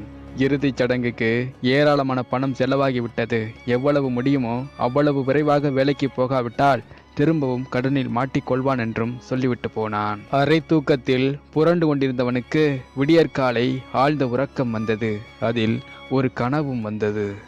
அவன் மயிலோடையில் தனது குடிசையில் அம்மாவுடனும் வள்ளியுடனும் இருக்கிறான். குடிசை புத்தம் புதியதாக தோன்றியது. நன்கு உடையணிந்திருந்த வள்ளியின் காதுகளில் தங்க வளையங்கள் தொங்கிக் கொண்டிருந்தன. அம்மா கூட புதிய வெள்ளைச்சேலை அணிந்து சுறுசுறுப்பாக நடமாடிக் கொண்டிருந்தாள். அடுப்பில் உலை அரிசி கொதித்து கொண்டிருந்தது. காய்கறிகள் குவிந்து கிடந்தன. காய்கறிகளை வெட்டு, சோம்பேறி பயல. அம்மாவின் கண்களில் மகிழ்ச்சி நடனமிட்டது. கருப்பன் திடுக்கிட்டு விழித்து கொண்டான். தான் மயிலோடையில் அல்ல, குமரிமலை எஸ்டேட்டில் தன்னந்தனியாக தன் அறையில் படுத்து கிடப்பது நினைவுக்கு வந்தது. திருமலை அவன் கையை பிடித்து இழுத்து, எந்திரல, வேலைக்கு நேரமாச்சு என்று கத்திக் கொண்டிருந்தான்.